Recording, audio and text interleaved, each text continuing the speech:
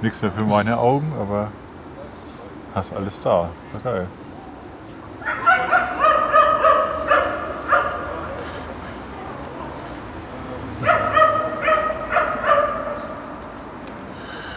Kann man den Hund hören? Oh, Attacke.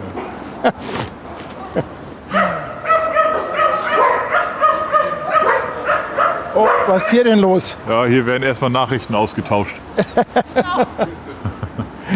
Ja, moin ihr Lieben erstmal. Hallo Ich muss mir zusammen. mal kurz Handschuhe anziehen. Und dann nehme ich die Kamera. Die Kleinen sind immer die lautesten, ne? Wahnsinn. Ei. So, jetzt erstmal hier. Moin ihr Lieben, herzlich willkommen. Hier ist wieder Moin. Hamburg Hafen Live. Heute ja aus der Speicherstadt und wir haben Gäste, die sind aber schon, Eigentlich- losgerannt und im Fotofieber. Eigentlich schon am Eskalieren. Eigentlich schon völlig am Eskalieren. Malte ist da, der Kanalsteurer, und hat noch 3 von seinen Fotokollegen mitgebracht. Alle aus der Gegend Eckernförde, Plön, Preetz. Jetzt geht's mal in die große Stadt, ne? Genau, jetzt geht's in die große Stadt. Es ist richtig schön nebelig in Hamburg, Ja, also perfekt. es lohnt sich. Ja. Ben ist schon seit 6 Uhr auf den Beinen. Also aufgestanden 5:30 Uhr und unterwegs seit 7. Oh, heftig. Absolut heftig. Hat sich gelohnt. War schön. Ja. Kurze Frage mal, passt das alles mit dem Ton oder muss ich den eventuell ein bisschen lauter machen oder ein bisschen leiser? Ich habe mittlerweile zu viele verschiedene Setups, dass ich immer den Ton anpassen muss ein bisschen. Deshalb muss ich immer einmal kurz nachfragen. Und so, ich drehe mal die Kamera schon mal um. Denn gleich möchte ich irgendwann einfach die Handschuhe anziehen. Ja, und Ja, ist dann natürlich frisch. so, passt, schreiben einige, passt. Ja, sonst können wir es ja auch im Laufe des Betriebs Genau. noch mal ein bisschen. Oh, das Bild ist gespiegelt. Doch, da habe ich mal wieder vergessen, ein Setting Soll ich zu dir was ändern. abnehmen? Oder geht das so? Ne, Handschuhe kriege ich so an. Und dann starten wir einfach mal. So. Ach, ja, guck mal, das Doofe ist, wenn du irgendwie was mit Touch machen willst, bist du mit Handschuhen immer, Ja. zumindest in vielen Fällen bist du Oder da. du hast so einen Touch-Handschuh, sowas wie ich hier. So. Ja, habe ich auch zu Hause. So, jetzt gucken wir mal, wie das hier losgeht, ihr Lieben. Okay, wir sind Tja. startklar. Ja, Wir Hamburg sind im in der Nebel. Hamburger Speicherstadt. Auch schon lange nicht mehr gehabt. Und da sind die ganzen Fotokollegen. Da ist der Malte. Moin. Malte kriegt auch gleich ein Mikro, aber der muss sich erstmal akklimatisieren, hat er gesagt. Mal Hundefotos machen. Erstmal Hundefotos. Wer ist denn da? Das ist Truller, ne? Truller. Oh ja.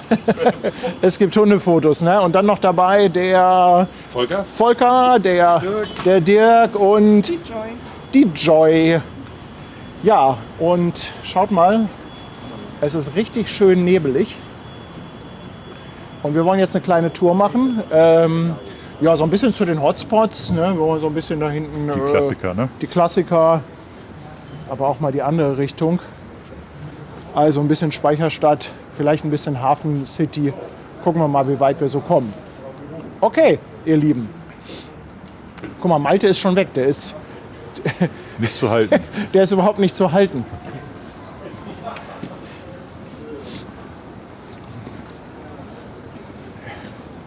Malte, irgendwelche besonderen Wünsche? Schöne Fotos. Schöne Fotos? Ich bin für alles offen.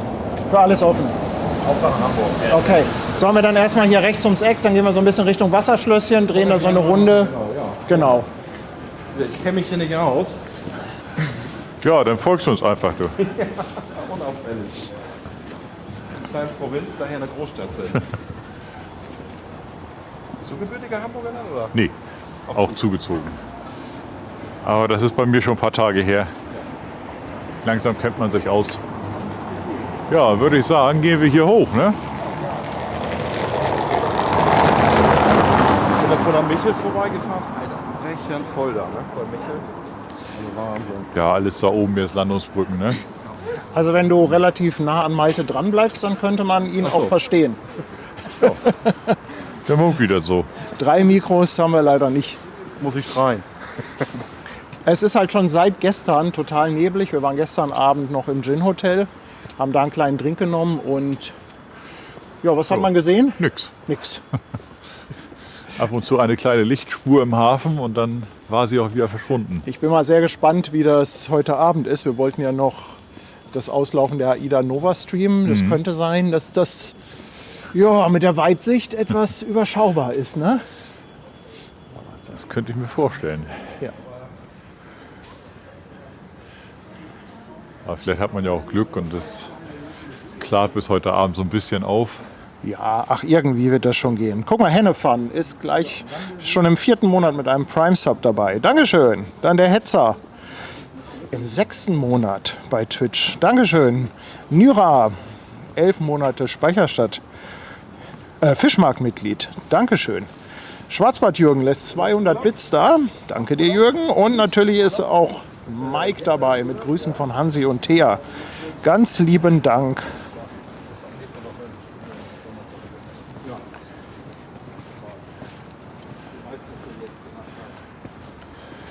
Ja, wir gehen jetzt langsam auf St. Annen zu. Ja, St. Annen, so sehr beliebte Kreuzung. Sehr beliebter Spot, vor allem auch bei Dunkelheit mit den beleuchteten Brücken. Ja, also die beleuchteten Brücken, wir sehen es auch gleich, sind natürlich dann toll, weil sie auch als führende Linien benutzt werden können. Dann haben wir natürlich die Hala-Zentrale vorne, das sogenannte Rathaus der Speicherstadt. Die Hala zieht ja um. Die ziehen ja ins alte Unilever-Gebäude. Nee, Quatsch. Oh, jetzt habe ich mich vertan. Echt? Nein, sorry. Okay. Alles wieder zurück. Nicht Hala, die HPA. Okay. HPA zieht um ins Unilever-Gebäude. Zu viel Hafenunternehmen, die mit H anfangen. Hada, Kala, HPA.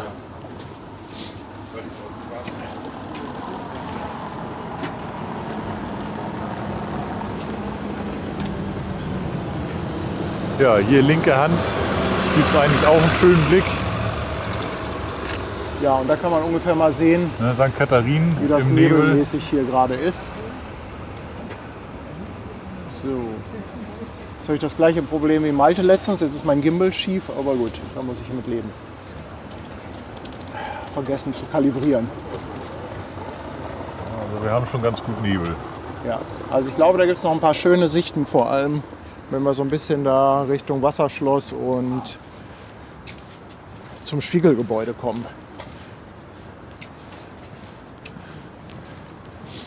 Vielleicht hat ja der ein oder andere auch die beiden History-Folgen über die Speicherstadt gesehen mit Ben. Kannst du dich eigentlich noch an alles erinnern, was wir da erzählt haben? Oder? An alles weiß ich nicht, aber das eine oder andere kann ich schon, ja. Wenn man sich so lange damit beschäftigt, dann bleibt ja doch das eine oder andere so ein bisschen hängen. Also machen wir jetzt Speicherstadt Light. Ist natürlich auch toll für Schwarz-Weiß-Fotos. Ja, perfekt. Ne? Also wer auf Schwarz-Weiß steht, Ne, also, man fotografiert sich hinten schon mal fest. also ich weiß noch nicht, ob wir Malte heute ans Mikrofon bekommen. Ich weiß auch nicht. Eskaliert gerade fotomäßig. Aber wie gesagt, wir wollen natürlich in erster Linie so ein bisschen für die Gäste da sein, hier eine kleine Rundtour machen. Macht ihr auch so ein bisschen Schwarz-Weiß oder? Weil das ist ja heute prädestiniert dafür, oder? Fuji Classic Chrome momentan. Fuji Classic Chrome. Ja, Cola? Classic. Kamera, da musst du alles Fernsehen. Keine Garantie für eine saubere Linse. Ach, das ist egal. Das ist egal. Ja komm, wir gehen dann erstmal da runter. Also falls ihr irgendwo... Alles Büros jetzt, ne? Bitte? Oder ist das alles Büros jetzt hier oder ist das auch Wohnen? nein, das sind Büros. Hier vorne hast du ein Hotel drin. Okay. Ne? Genau, dahinter dann das Parkhaus. Genau, da Also- steht ihr drin in dem Gebäude. Ich weiß gar nicht, ob hier irgendwo Wohngebäude sind. Also hier jetzt, also da hinten, da auf jeden Fall, ne, da also- im Hintergrund. In der Hafen City kannst du wohnen, ja. Also hier Ja. die Speicher sind nicht bewohnt, meines Wissens. Also es sind immer noch sehr viel, zum Beispiel Teppichlager sind da noch drin. Ne? Ja, wir haben ganz viel Teppich, wir haben auch Tee. Wir haben auch einen Teekontor hier. Und früher war es ja Kaffee. Ne? Also 38% des Welthandels ist über Hamburg gelaufen vor dem Ersten Weltkrieg.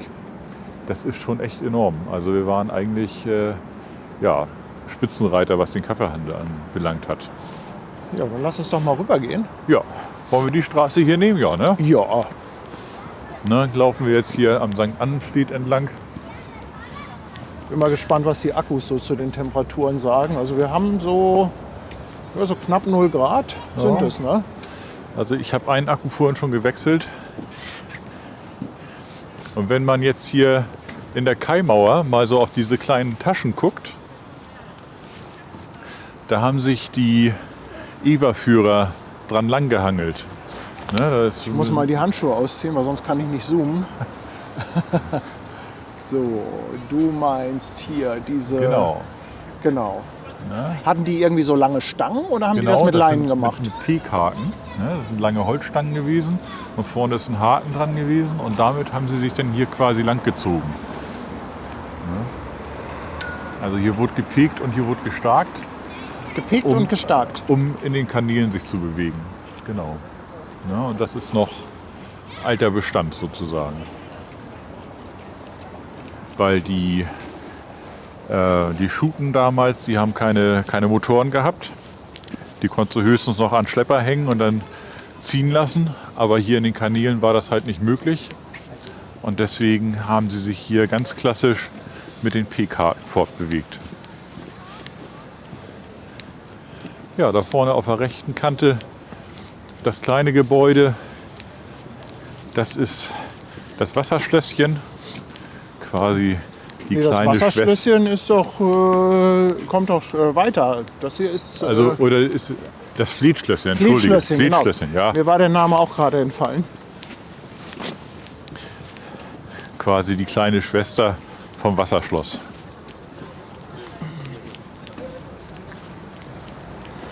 Sind doch einige Menschen unterwegs. Ja. Also jetzt so nach den Weihnachtsfeiertagen. Ist der Bedarf nach frischer Luft wohl offensichtlich geweckt. Ich denke, viele haben auch noch Urlaub. Aber wir gucken mal, ob wir irgendwo ein paar schöne Motive finden. Ja, das hier ist quasi das Rathaus der Speicherstadt, sagt man ja so landläufig. Genau, die Hala Zentrale. Waren vorher in den Block, wo wir gestartet sind, oder wo wir eben lang gekommen sind, bei der HLFG. So hießen sie früher und wurden dann umbenannt zur Hala. Guck mal, Malte gibt alles. Ja, Auf Knien durch die Speicherstadt. Ja, ich mache sie noch nicht ungern von alleine jetzt los, weil dann ist sie dann weg. Nee, das kann ich verstehen.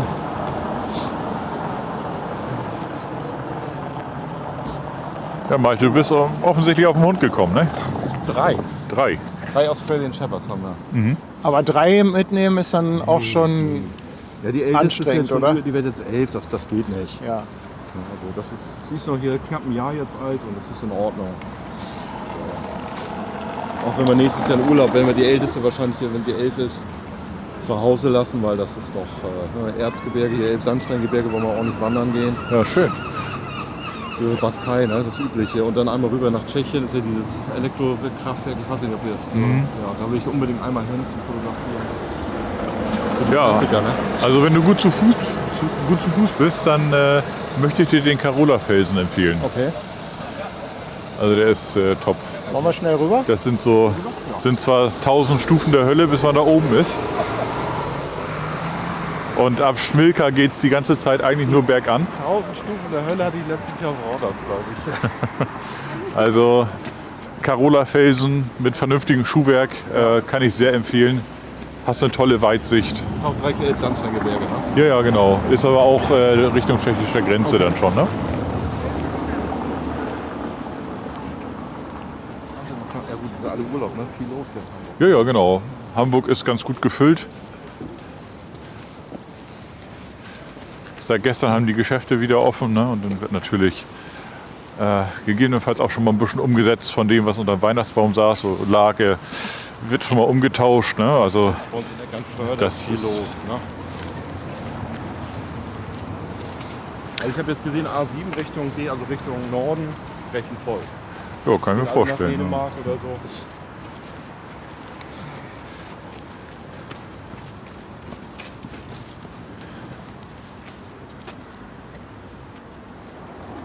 Aber Speicherstadt war vorher ein Wohnviertel gewesen. Haben sie, glaube ich, irgendwie abgerissen und dann Genau. eine Speicherstadt gebaut. Ne? Richtig. Speicherstadt war früher, ganz früher, bevor die gebaut wurde, waren hier überall Wohnhäuser. Ja. Ne? Und die hat man dann abgerissen. Wir haben hier auch viele Gängeviertel gehabt. Und die hat man weggenommen, um die Speicherstadt dann bauen zu können. Wir haben hier vorne, kommen wir jetzt auch gleich hin, also auf der rechten Hand viele holländische Kaufleute gehabt. Deswegen heißt das, wo du jetzt gerade auch langläufst, holländisch Brotvliet. Okay. Ja. Ich glaube, wir haben da immer ein Problem. Wir müssen irgendwie nachher noch einen Zehner bei ihm in die Tüte reinschmeißen als Fremdenführer. Das ist ja heute. Ja, Ben ist schon Premium so als Fotoführer. Das ist echt Premium. Bilbo, ganz lieben Dank. Ich bin hier ein bisschen sinnlos rumgelaufen, glaube ich. Im So ein 5. bisschen. Aber Monat wir haben bei jetzt Twitch natürlich hier dabei. auch so ein bisschen Restaurierungsmaßnahmen an den Gebäuden. Ne? Deswegen ist nicht alles frei. Ja, man möchte sie auch gerne erhalten. Ne? Ja, ja, ja.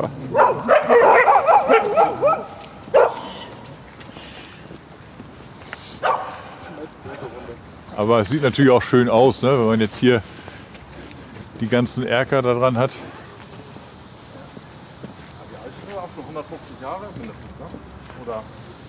Naja, also die Speicherstadt, die Eröffnung war 1888. Letzter Bauabschnitt war 1927.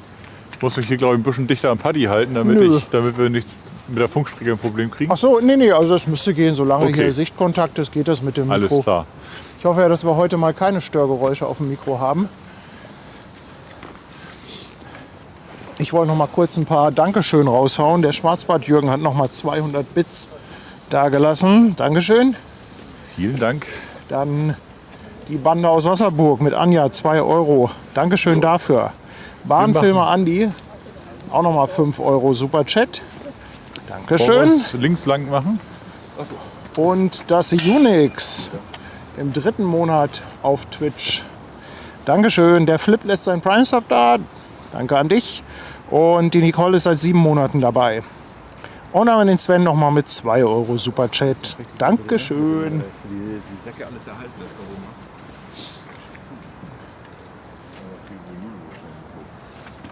Ja, gehen wir hier auf der linken Hand und dann kommen wir zum Wasserschloss. Das ist im Prinzip das Wasserschloss von der Eingangsseite. Gibt mehrere Röstereien hier. Okay. Ja. Also Kaffeeröstereien gibt es hier einige in der Speicherstadt. Weil mein Schwager hat nämlich auch in Hamburg immer sich Kaffee bestellt und dann selber geröstet und alles. Und also.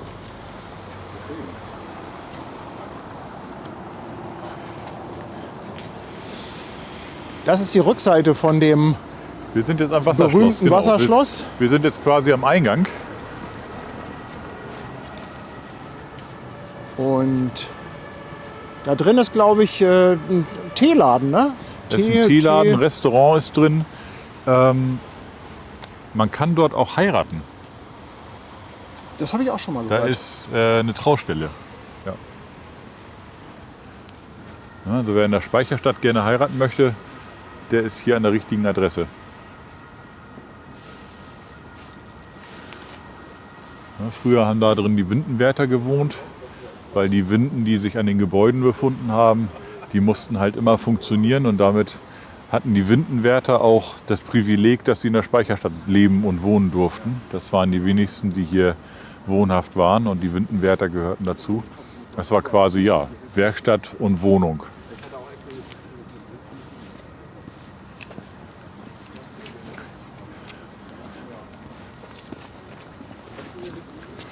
Ja, die Gäste sind glaube ich, noch nicht bereit dafür.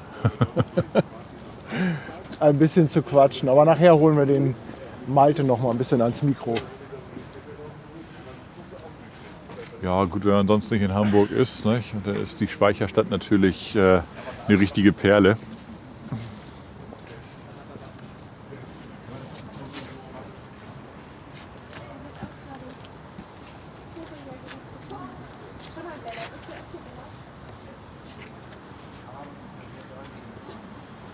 Hier werden natürlich die Fassaden auch in dem Bereich mittlerweile saniert. Da sind jetzt Planen vorgezogen worden, die letztendlich die ursprüngliche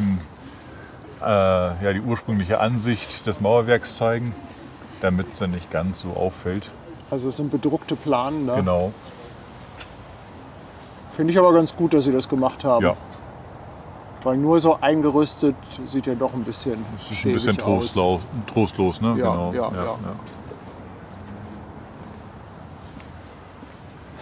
Du, hier wird schon wieder im Chat gefragt nach deinem Outfit of the Day.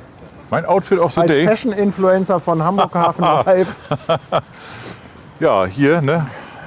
Hamburg, Derbe. Eine Jacke Ne? Genau, eine Jacke habe ich an. von Ich habe Derbe. eine Hose an.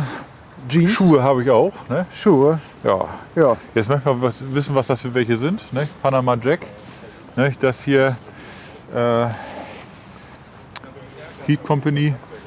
Also wir sind Das gut sind diese Handschuhe, wo man ausgestattet. auch diese Man kann auch Halspads Heatpacks reintun kann. reinpacken, Ne? genau, ja. Genau. Ja. Ja, Ja. siehst du. Also Outfit of the Day. Guck mal, hier der Blick ist natürlich auch sehr schön.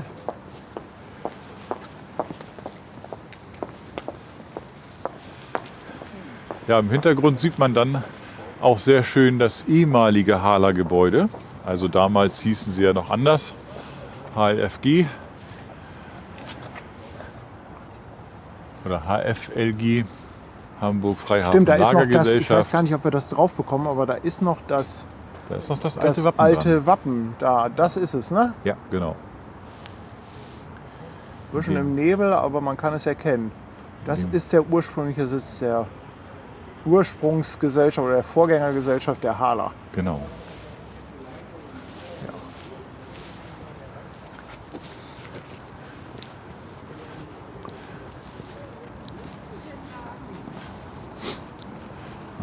Hier werden kleine private Porträts gemacht und auch gleich der Rüffel verteilt. Was machst du da? So sehe ich doch nicht aus. Ja, dann würde ich sagen, gehen wir rechts. Ne? Sammeln wir die Herrschaften wieder ein. Wir gehen einmal rechts, ihr Lieben. Ja, wir werden noch Fassaden fotografiert. Spiegelung. Ja, dieser Gebäudekomplex gehörte eigentlich dem Zoll. Auf der anderen Seite ist auch das Zollmuseum. Genau. Das ist Ja, auf so ein der bisschen anderen zurück Ecke. und dann auf der anderen Seite. irgendwie privat, ne? Oder mal privat Das ist eine private Stiftungssammlung, glaube ich. Ja, also gestartet oder der ursprüngliche Start ist von einem Herrn Tamm, Rieder seines Zeichens. Der hat seine Privatsammlung da ausgestellt. Und ja, von da aus oder ab dem Moment ist es halt gewachsen. Was jetzt alles originär von ihm stammt und was dazugekommen ist, weiß ich nicht. Ist aber sehr beeindruckend. Das geht über mehrere Etagen und ist halt im ehemaligen Speicher B untergebracht. Ne, Speicher A sagt wahrscheinlich jedem etwas. Ne, auf dem Speicher A ist jetzt die Elbphilharmonie aufgebaut worden. Das war der damalige Speicher A. Tommy fragt, was alles in deinem Rucksack drin ist. Der sieht vollgepackt aus. Also ich Ja. nehme mal an, dass Ben da einfach Steine drin hat. Ja, es ist einfach noch mal ein bisschen Beintraining heute. So ein bisschen einfach zum Jahresende. Einfach noch mal mit mehr Gewicht durch die Gegend laufen. Ne? Alles gut für einen Quadrazeps. Ist aber Nee, auch, ich war glaube ja ich, so heute ziemlich Morgen der schon größte unterwegs. Rucksack, den man kriegen kann, oder? Ich weiß gar nicht, ob die mittlerweile noch einen größeren haben. Es passt auf jeden Fall ordentlich was rein. Auch mal eine Jacke und eine Wasserflasche. Also Ich kann ihn sehr empfehlen. Der hat halt auch von innen hat ein Alugerüst. Das heißt, wenn man tatsächlich mal mit mehr Gewicht unterwegs ist, trägt sich das eigentlich noch sehr, sehr angenehm. Vielleicht gibt es den für dich ja auch mit Stahlgerüst. Ja, ich sehe ja nur kräftig aus. Ja, Hier ist noch eine interessante Frage, ob hier alles unter Denkmalschutz steht. Weißt du das? Also, das Denkmalschutzamt ist immer involviert, wenn hier irgendwelche Veränderungen gemacht werden.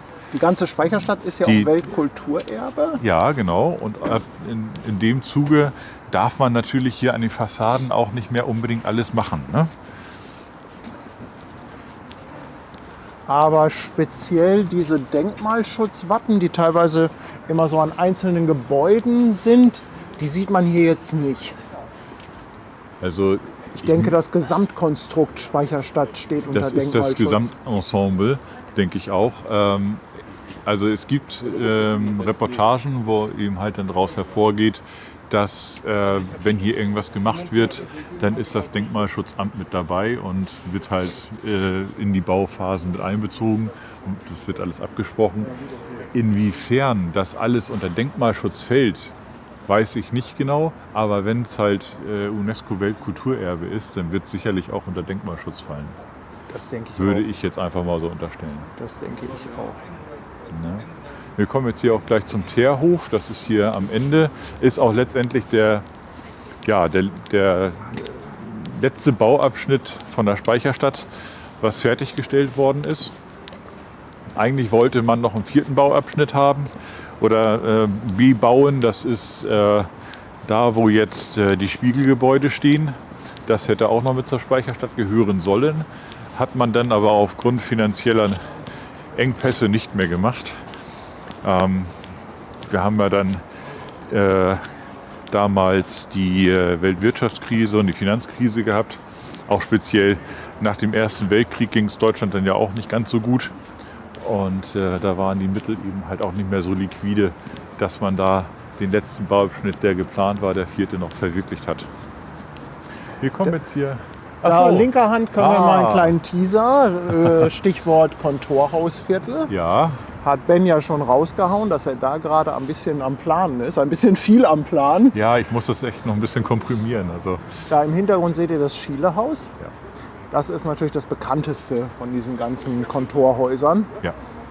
Aber es gibt halt noch jede Menge andere, kleinere, teilweise mit sehr schönen Fassadeneingängen. Also jede Menge. Auch Mönckebergstraße, Spitalerstraße.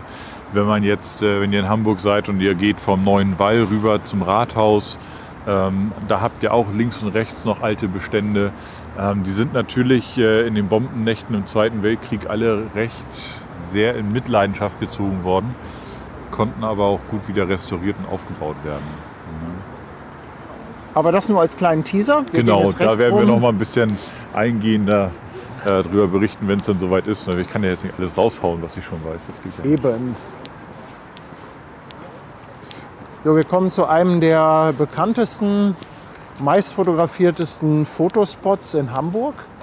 Und ich ja, glaub schon. auch bei Nebel ist, also ich sag mal, wer als Fotograf Anschluss sucht, Hier der stellt findest du sich den. hier hin, hier findest du immer jemanden Ja. zum Quatschen. Genau. Jetzt gucken wir mal. Ne, da kann man auch schon mal fachsimpeln. Ne? Das ist meist fotografiertes Objekt hier, ne? Das Wasserschlösschen. Ich habe gerade gesagt, wenn du als Fotograf alleine unterwegs bist und Anschluss suchst, Ja, hier findest du was. dann ne? gehst du hier einfach hin und da findest du immer jemanden, mit dem du über Fotografie ist, quatschen ist wie kannst. so eine Singlebörse hier, glaube Für ich. Fotografen, ja. Ja, ich bin mal gespannt jetzt auf den Blick im Nebel. Ihr wollt euch hier sicherlich auch einen kleinen Moment austoben, oder? Oh, aber guck mal hier mit dem Nebel. Ja, auch das sieht doch schon mal schick aus. Das kann man machen. richtig schick aus. Also das in schwarz-weiß. Sehr nett. Sehr, sehr nett. Ja, jetzt muss man sich nur so ein bisschen entscheiden. Ne? Nimmt man die rechte Seite, nimmt man die linke Seite, nimmt man frontal.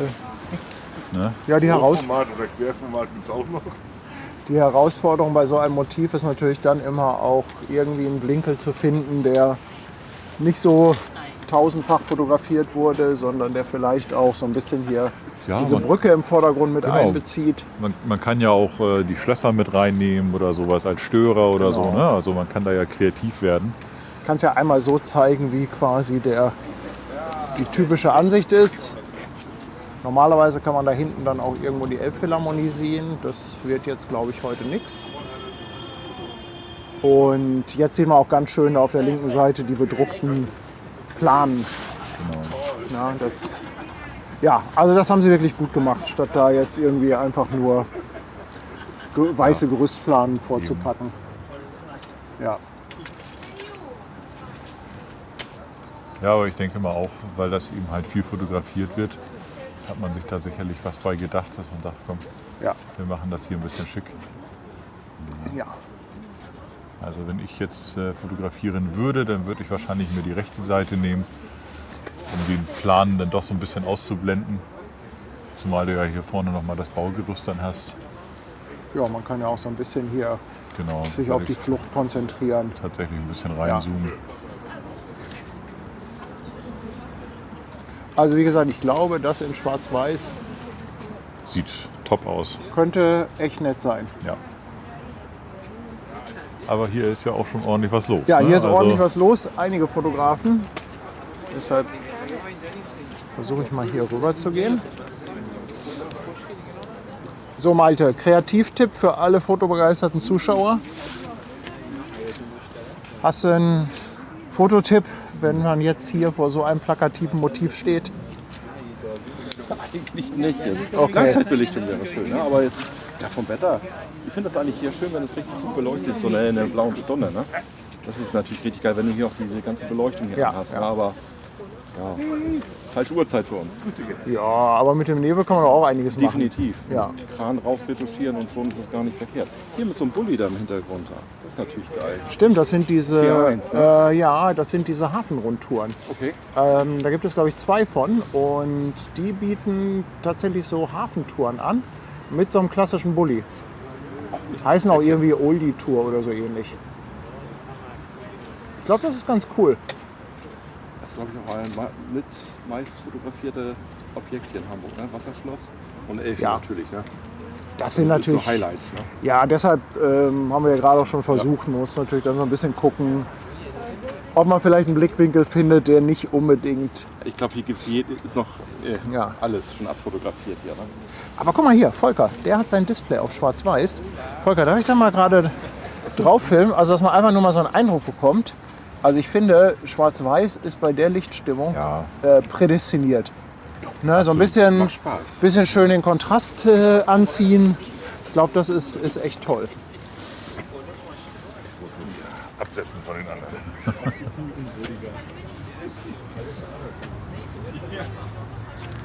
Top, Wollt sehr ihr denn schön. hier noch irgendwie im Moment bleiben oder eher so ein bisschen, Du hast alles, was du brauchst. Du mich beim Schnappschuss gemacht. weil sonst würde ich nämlich vorschlagen, gehen wir gleich rüber und dann Spiegelgebäude, Oberhafenbrücke. Ja, siehst du, Joy hat's gerahmt, sie hat es mich ganz anders gemacht. Ja, zeig doch mal.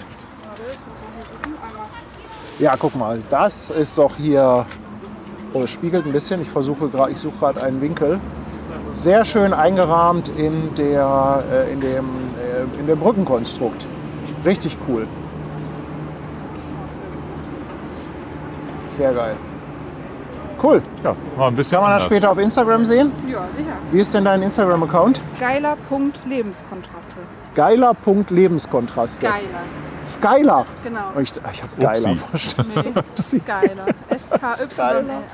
Oh, Paddy wieder, ey, das Fettnäpfchen. Ja, aber das war auch prädestiniert zum Missverstehen. Wenn das Fettnäpfchen nicht da ist, dann suche ich es mir und roll es mir in den Weg. Ich bin es gewohnt, ist nicht schlimm.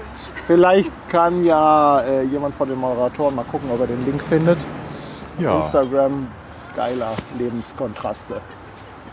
wollen wir uns das mal anschauen, wie das von der Oberhafenbrücke aus Genau. ausschaut. Also wir gehen ein bisschen weiter. Malte? Es gibt einen Kaffee.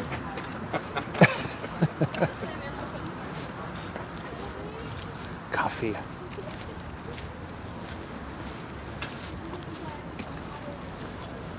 Ja, ich werde mal so einen Fotowalk durch Eckernförde machen, wenn wir jetzt schon zweimal Wäre Stadtrand fertig. angekommen.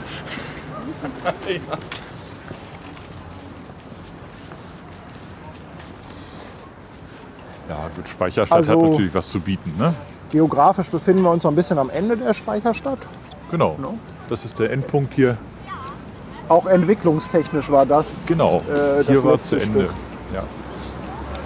Also das, was wir auf der rechten Hand sehen, da wo jetzt der Spiegel steht, das hätte eigentlich noch mit zur Speicherstadt dazugehören sollen, hat man aber nicht mehr verwirklicht.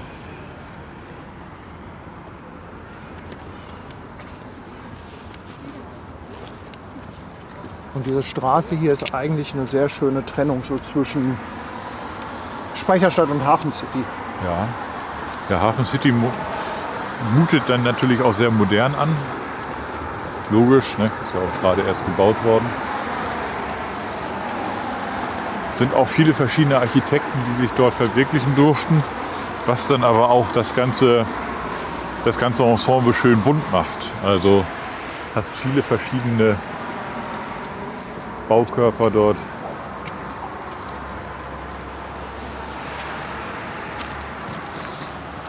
Guck mal, und weißt du, was mir noch gar nicht aufgefallen ist? Hier Ja. war doch so eine Tankstelle irgendwie, ne? Dieses ganze Areal. War das hier? War das nicht irgendwie so eine Bus-Tankstelle? Ja, hier war eine Tankstelle. Drauf. Ja. Die Das ist ist weg. jetzt alles Freifläche. Das war Wasserstoff, ne? Ja. Ja. Und was man jetzt natürlich auch hat, ist diesen Blick hier. Also, dass man quasi mit ein bisschen Abstand. Leider stehen da fast immer Autos drauf. Ja. Da darf man nämlich parken auf der Brücke. Parkplätze sind halt knapp in Hamburg, ne? Nutzt man dann gerne. Ja. Ja, hier gibt es auch noch eine kleine schöne Porträt-Location. Für die, die mal ein bisschen was anderes machen wollen. Da vorne geht es nämlich in eine Tiefgarage. Ich glaube, das kennst du auch, ne? Ja, da habe ich auch schon Fotos gemacht.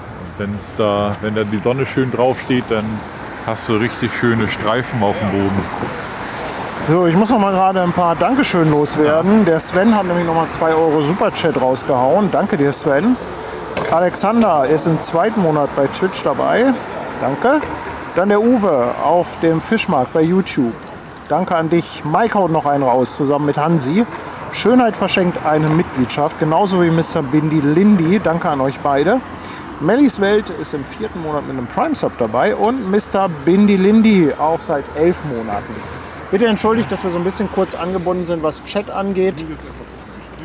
Die Finger sind kalt, die Kamera ist in der Hand. Also ein kurzer Blick auf den Chat, das geht, aber So, jetzt müssen wir mal gucken, wie wir hier am besten rüberkommen. Ich würde da fast die Verkehrsinsel präferieren. ich würde jetzt einfach, wo kein Verkehr ist, Na ja, gut, schnell dann rüber. machen wir es so. So, Beeilung bitte.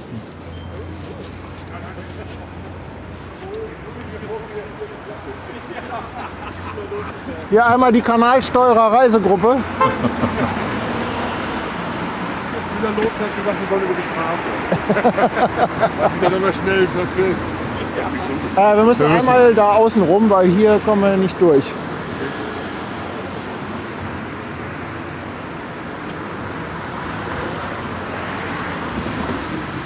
Hier wird schon an jeder Ecke wird hier ein Foto gemacht, ne? Ja.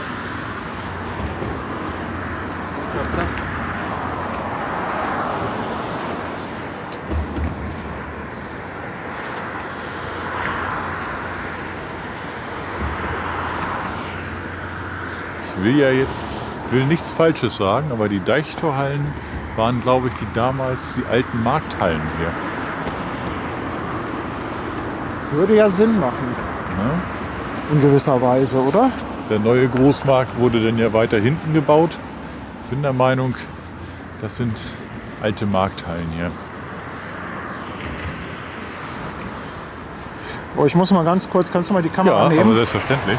Bei meinem Chat ist, glaube ich, gerade was kaputt.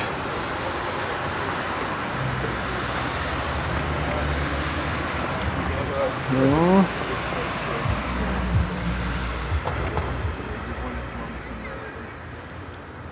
So, ich glaube, jetzt kommt er wieder. Okay. Jo. Da hinten ist auch eine der bekannten Brücken von Hamburg. Da geht es jetzt ja hin. Das ist ganz lustig, weil erst wollten wir uns da treffen, dann habe ich Malte den Standort geschickt. Und dann sagt er, wie, wir treffen uns auf einer Eisenbahnbrücke? Aber Na, das das- ist die Oberhafenbrücke. Genau. Und da fahren oben die Züge. Das ist so eine der Hauptstrecken Richtung Hauptbahnhof. Und unten fahren halt Autos und können Fußgänger lang gehen. Genau. Deswegen muss man auch immer so ein bisschen den Zugverkehr abpassen, wenn man da fotografieren möchte. Weil ansonsten rappelt das ganz gut. Und wenn du eine Langzeitbelichtung machst, dann war es das halt, ne? Ja, wenn du da mit dem Stativ stehst, hast du doch einige Vibrationen. Also der Chat bestätigt das mit den Markthallen. Sehr gut. Dann war ich ja auf dem richtigen Weg. Ja.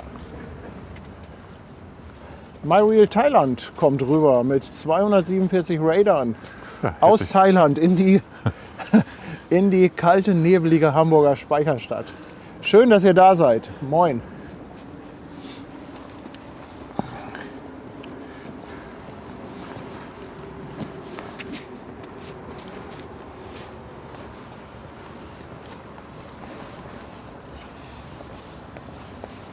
Ja, in den Deichtorhallen ist jetzt eigentlich eher Kunstausstellungen ansässig. Gerade werden sie saniert und renoviert. Ja, hier wird gerade sehr viel gebaut.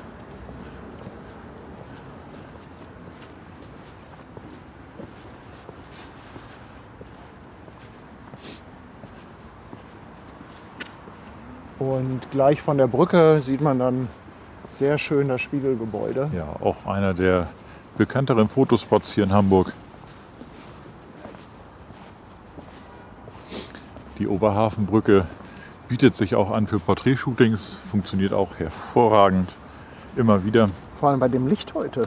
Also eigentlich ist es perfekt. Schönes, softes Licht. Macht gute Haut. Mal gucken, wo die anderen sind.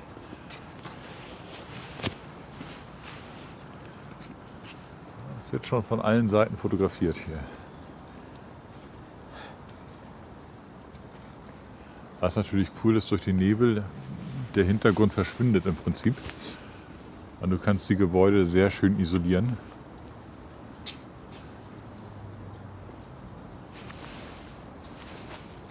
Also wer gerne fotografiert und hier in der Nähe ist von Hamburg oder in Hamburg wohnt, der ist jetzt wahrscheinlich unterwegs.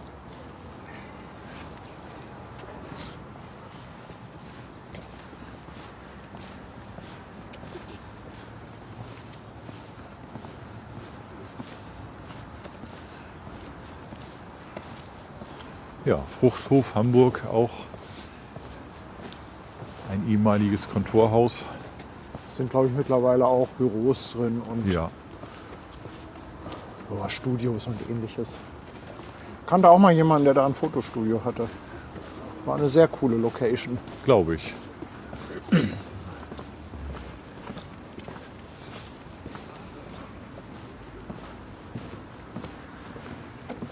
Die Tauben sitzen hier auf dem Flutschutztor.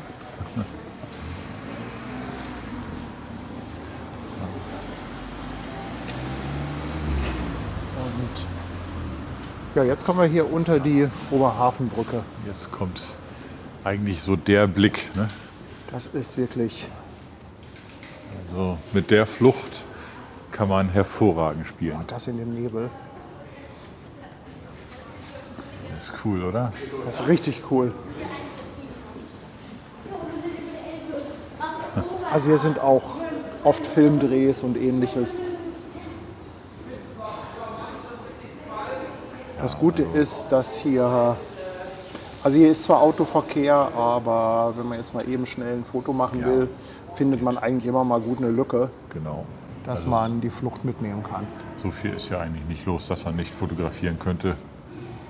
Also das verpflichtet sich eigentlich, das Bild zu machen.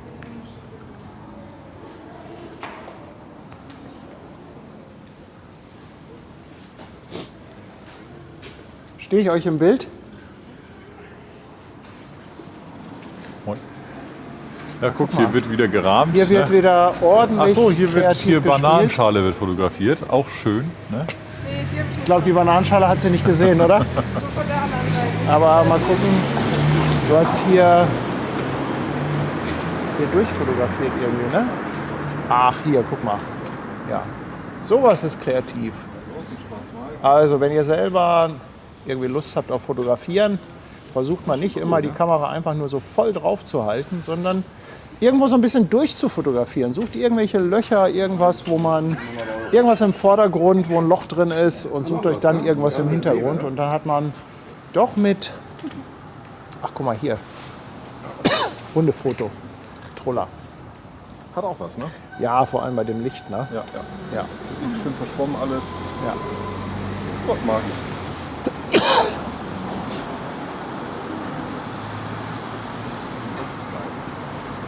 Ja, wollen wir mal auf die Brücke? Ja, ne? Dafür sind wir hier.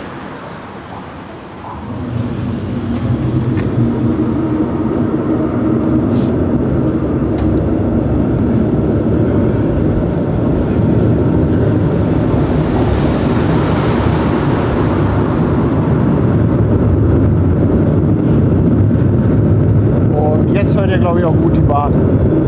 Bitte? Jetzt hört man gut die Bahn Ja. und man spürt sie auch, wenn man hier lang läuft.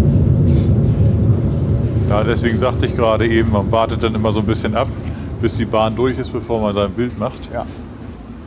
Ja, und das ist natürlich jetzt hier auch so eins der Motive. Natürlich auch sehr schön, wenn es beleuchtet ist und mit blauer Stunde, aber ich glaube, heute jetzt auch im Schwarz-Weiß-Modus. Ja, also das.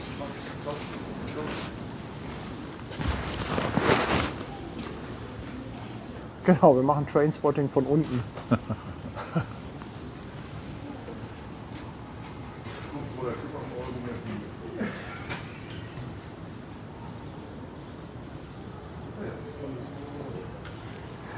So, ich aber versuche das- mal auch die anderen Instagram-Accounts herauszufinden. Also den von Bending kennen ja viele, aber vielleicht können wir den auch noch mal posten. Volker, hast du auch einen Instagram-Account, wo man deine Bilder sehen kann? Ja. Verrätst du uns den? Fotowerker SH. Fotowerker SH. Alles zusammengeschrieben oder Ja. vielleicht versuchen unsere Moderatoren den auch mal zu finden. Fotowerker SH. Alles zusammengeschrieben. Dann könnt ihr mal bei dem Volker schauen. Und die anderen machen wir gleich. Nicht, dass wir jetzt so viele Instagram-Accounts hier hintereinander. Sehr nett, Raushauen. sehr, sehr nett. Also ich glaube, ich packe auch gleich nochmal aus. Ja, Ben, mach doch. Ne? Wir brauchen noch ein schönes Oh, Thumbnail. Sehr schön.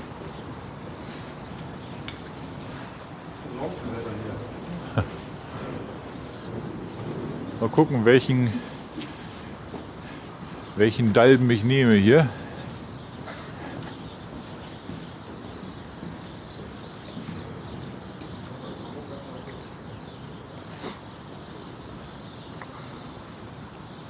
Ben ist auch schon weg. Er hat was gesehen. Ach. Ja, cool. Bin ich mit im Foto.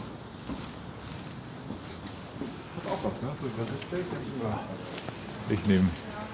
Ja, Ben, hast du eine Stelle gefunden? Ja, ich nehme den Spot hier vorne. Aber als Hamburger hast du das hier, glaube ich, schon alles abfotografiert, ja, oder? Das ist natürlich so ein Hotspot, wo du als Hamburger ständig bist, aber diese Stimmung mit dem Nebel ist was Besonderes. Außergewöhnliches, ne? Ja, weil, also ich sag mal so, blaue Stunde, das kann natürlich, oder das hast du natürlich oft, das sieht dann auch sehr schön aus. Aber das hier, das ist echt schon toll. Das ist was Außergewöhnliches. Hat schon was. Das ist genauso ein bisschen so. Ja, Gruner und Jahr Verlag war doch auch irgendwo hier in Hamburg, ne? Du weißt schon. Nee, ja, Gruner und Jahr ist unten an den Landungsbrücken. Okay, genau. Wobei die da ja auch, glaube ich, jetzt ausgezogen sind. Ich weiß gar nicht, was da der letzte Also Stand früher war. meine Tante hat da früher gearbeitet, deswegen. Ja. Jetzt weiß ich ja, wo das ist. Das ist schon cool, ne? Hier ist nochmal die Frage, was das für ein Gebäude ist. Spiegel sitzt da drin. Das ist das Spiegelgebäude. Man kann es gar nicht so richtig erkennen. Oben, ich zoome mal rein. Ja, so, man kann es erahnen, dass da der Spiegel steht.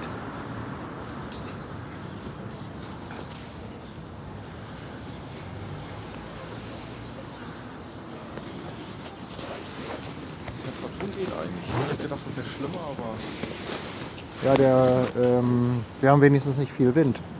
Das ist der Vorteil, ne?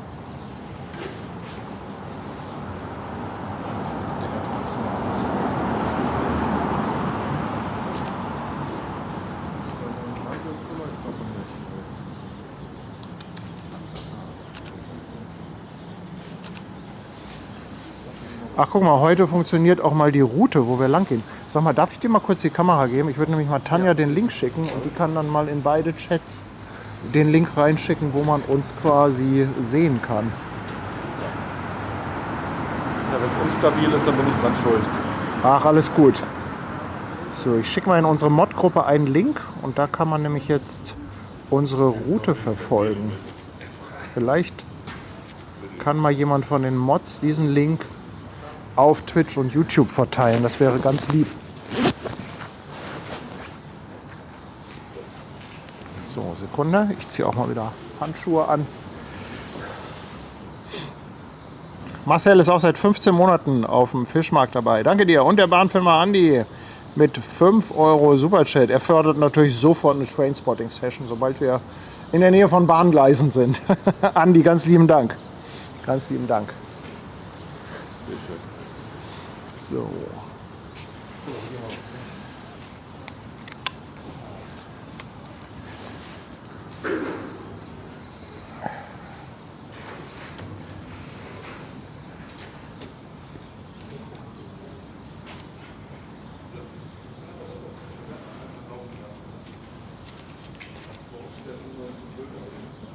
Hallo.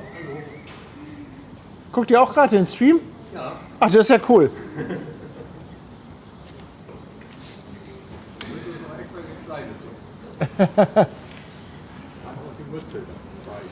Ja, warte mal.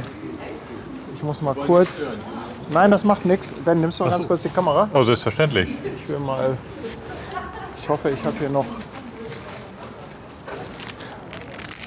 Guck mal, möchtest du einen Schlüsselanhänger? Jetzt hast du auch einen. Da, hier komm, kriegst du 2. Oh, jetzt hat er 2. Ja. Danke.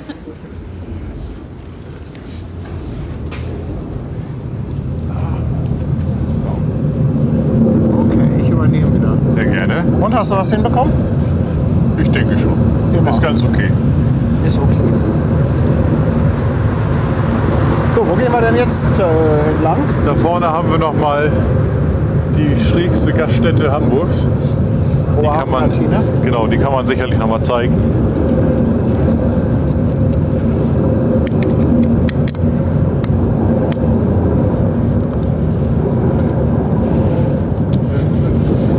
Mal hier, what's in my bag? Malte ist was trinken gewesen.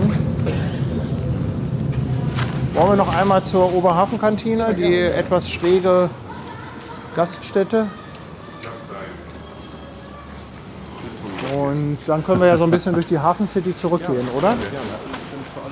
Ach, guck an. Ja, wir haben ein Making-of. Sehr schön. Den Rucksack mit habe ich, das hat man früher für die Kinder alles mitgeschleppt und jetzt alles für den Hund, ne? Was hast du denn für einen Hund dabei? Leckerlis, Wasser? Noch ein Mantel, falls es doch ein bisschen kühler wird. So eine Unterlage, wenn du ihn irgendwann mal hinlegen kannst, dass er nicht auf dem kalten Boden liegt. Irre, ne? Also mir musst du das nicht erzählen. Ja, hast du selber Hund. Mit 2 habt ihr. Wir haben selber Hunde und alles für die Hunde. Ja, aber bedenkt, ich wollte nie Hunde haben. Und seit 24 Jahren sind wir Hundebesitzer. Ich war am Anfang natürlich auch so typisch, ne? Hund, komm nicht ins Bett. Ja, die bleiben im Untergeschoss. Und das hat auch nicht lange gedauert. So.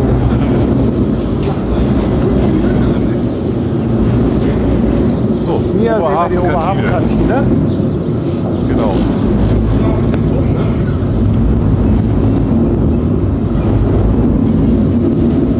Ist ein klein bisschen abgesackt. Und wenn du da drin bist, sitzt du auch wirklich an schrägen Tischen. Ah, wie geil. Ja. Ich habe mal einen Ecken gehabt. Und wenn Wasserwagen könnt ihr alle zu Hause lassen.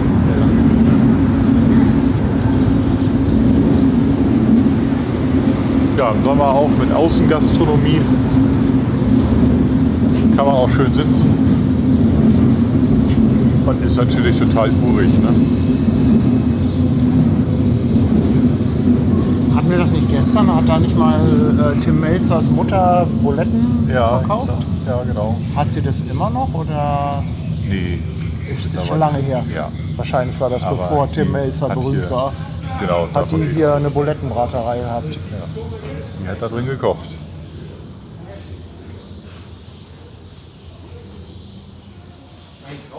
Ja, also ordentlich schräg. Ja. Ja, und hier nochmal die Flucht der Oberhafenbrücke.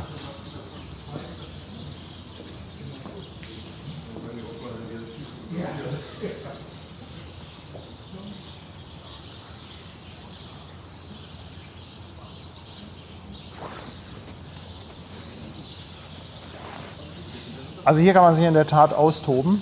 Ja, hier wird auch schon getobt. Also gerade auch, wenn ihr ein paar Porträts machen wollt. Super schöne Location. Ja. Also Sehr lohnend, habe ich hier auch schon mehrfach gemacht. Also hier geht eigentlich immer irgendwas. soll ich mal meinen Standard-Porträt-Trick raushauen? Na komm, erzähl. Porträtlicht für Anfänger, was immer so erste Stunde war. Wie finde ich schönes Licht für Porträts? Erzähl. Komm, ich zeig das mal mit dir. Also, wenn Meinst du, ich sehe hinterher noch gut aus? Das wäre Ach, du siehst immer gut etwas. aus. Wenn ihr ein schönes Porträt machen wollt und ein tolles Licht haben wollt, dann ich zeige euch erstmal das. Gut, das ist jetzt heute nicht ganz so extrem, So, aber, jetzt ist die Bahn auch durch. aber wenn ihr jetzt hier im Freien steht, so, das Licht ist sehr diffus, deshalb ist das nicht so schlimm jetzt, aber das Problem ist halt, das Licht kommt jetzt quasi von überall und von oben. Und was jetzt nicht so extrem auffällt, wenn jetzt ein bisschen mehr, wenn es weniger Nebel wäre, würde man halt sehen, dadurch, dass das Licht von überall und auch von oben kommt, würde sich Schatten bei Ben im ja, Gesicht also bilden. normalerweise Ne? dann so So ein unter bisschen der auch Nase unter der gerne. Nase. Wie gesagt, das ist Augenhöhlen. alles jetzt überschaubar. Und der einfachste Trick bei dieser Geschichte ist, man sucht sich einfach ein Dach über dem Kopf. Wie zum Beispiel diese Brücke. Denn auf so einer Brücke kann das Licht nicht mehr von oben kommen. Es wird gezwungen, von vorne zu kommen. Und ich hoffe, wir sehen jetzt den Unterschied, wenn wir da noch mal drunter gehen. Und Ben muss dann einfach quasi rausgucken. Ja. Und das Licht wird dann gezwungen, in sein Gesicht zu strahlen. Ja, also Und das ist Paddy nämlich- richtet quasi das Licht jetzt. Ne? Und das ist nämlich komplett kameraunabhängig. Das könnt ihr auch mit dem Smartphone machen. So, ich stelle mich hier mal unter die Taubenkackallee. Genau. So, und ja, nee, das reicht schon. Ja. Und was man jetzt sieht, ist, dass Ben richtig einen Lichtreflex in den Augen hat. Wie gesagt, der Unterschied ist nicht so krass wie bei anderen Tagen.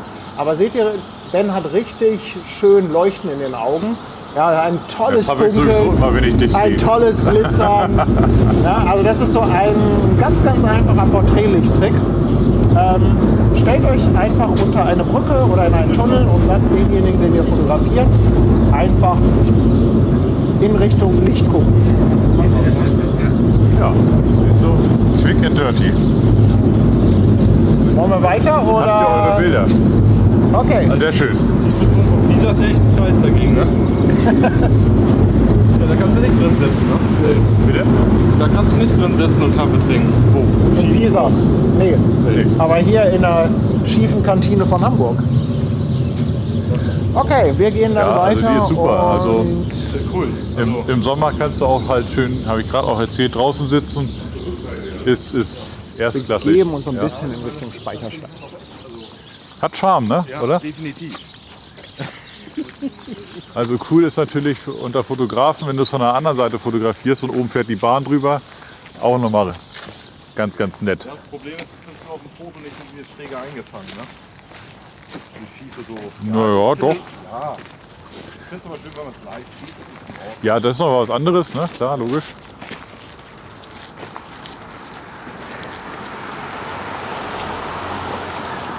Zwergfox im 6. Monat bei Twitch dabei. Ganz lieben Dank an dich. Siehst du.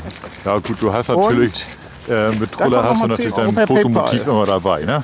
Anonym, aber wann immer ich kann, schaue ich eure Sendung. Macht weiter so. Dankeschön. Ich glaube, ich habe dir gerade in deine Moderation gequatscht. Ja, das von du, hinten nicht mitbekommen. ich habe nicht darauf geachtet, dass wir beide ein Mikro haben. Bitte entschuldigt, wenn wir ein bisschen durcheinander sabbeln. Ja, es ist immer ein bisschen, ist was anderes, wenn man zu zweit ist oder man hat noch Gäste mit dabei.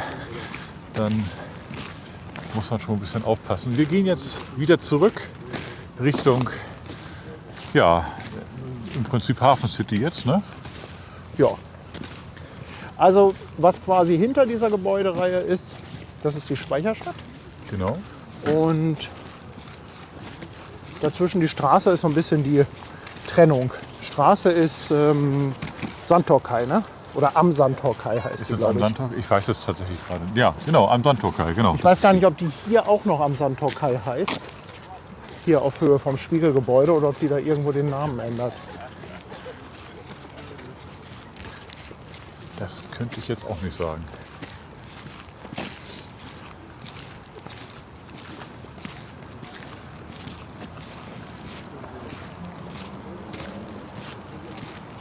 Wenn man hier gerade durchläuft, dann müsste man eigentlich beim Maritimen Museum rauskommen, Ich denke, das können wir machen, oder? wenn mich nicht alles täuscht.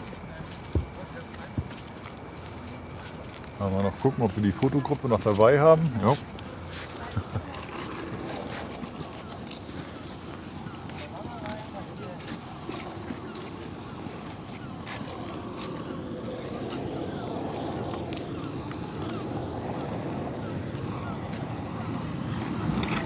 Gucken, ob ich Malte gleich noch mal ein bisschen ans Mikro holen kann. Dirk, wie ist denn dein Instagram-Account? Dirk Naroska. Also Naroska, Dirk Naroska. Einfach bei Google eingeben, Dirk Naroska. Naroska. Naroska. Dann ploppt das alles auf. Okay. Ah. Vielleicht können die Moderatoren mal schauen. Er meint einfach bei Google eingeben und dann ploppt alles auf, was Dirk Naroska. Den Unsinn im Netz schon gemacht hat. YouTube-Videos habe ich mir noch nicht rangetraut. Das noch nicht. Das ist zu aufwendig.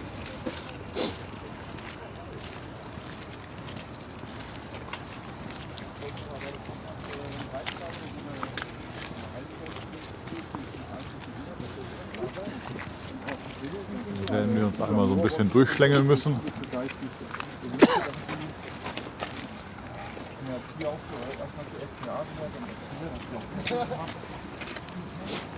Ja, jetzt sind die noch normalen.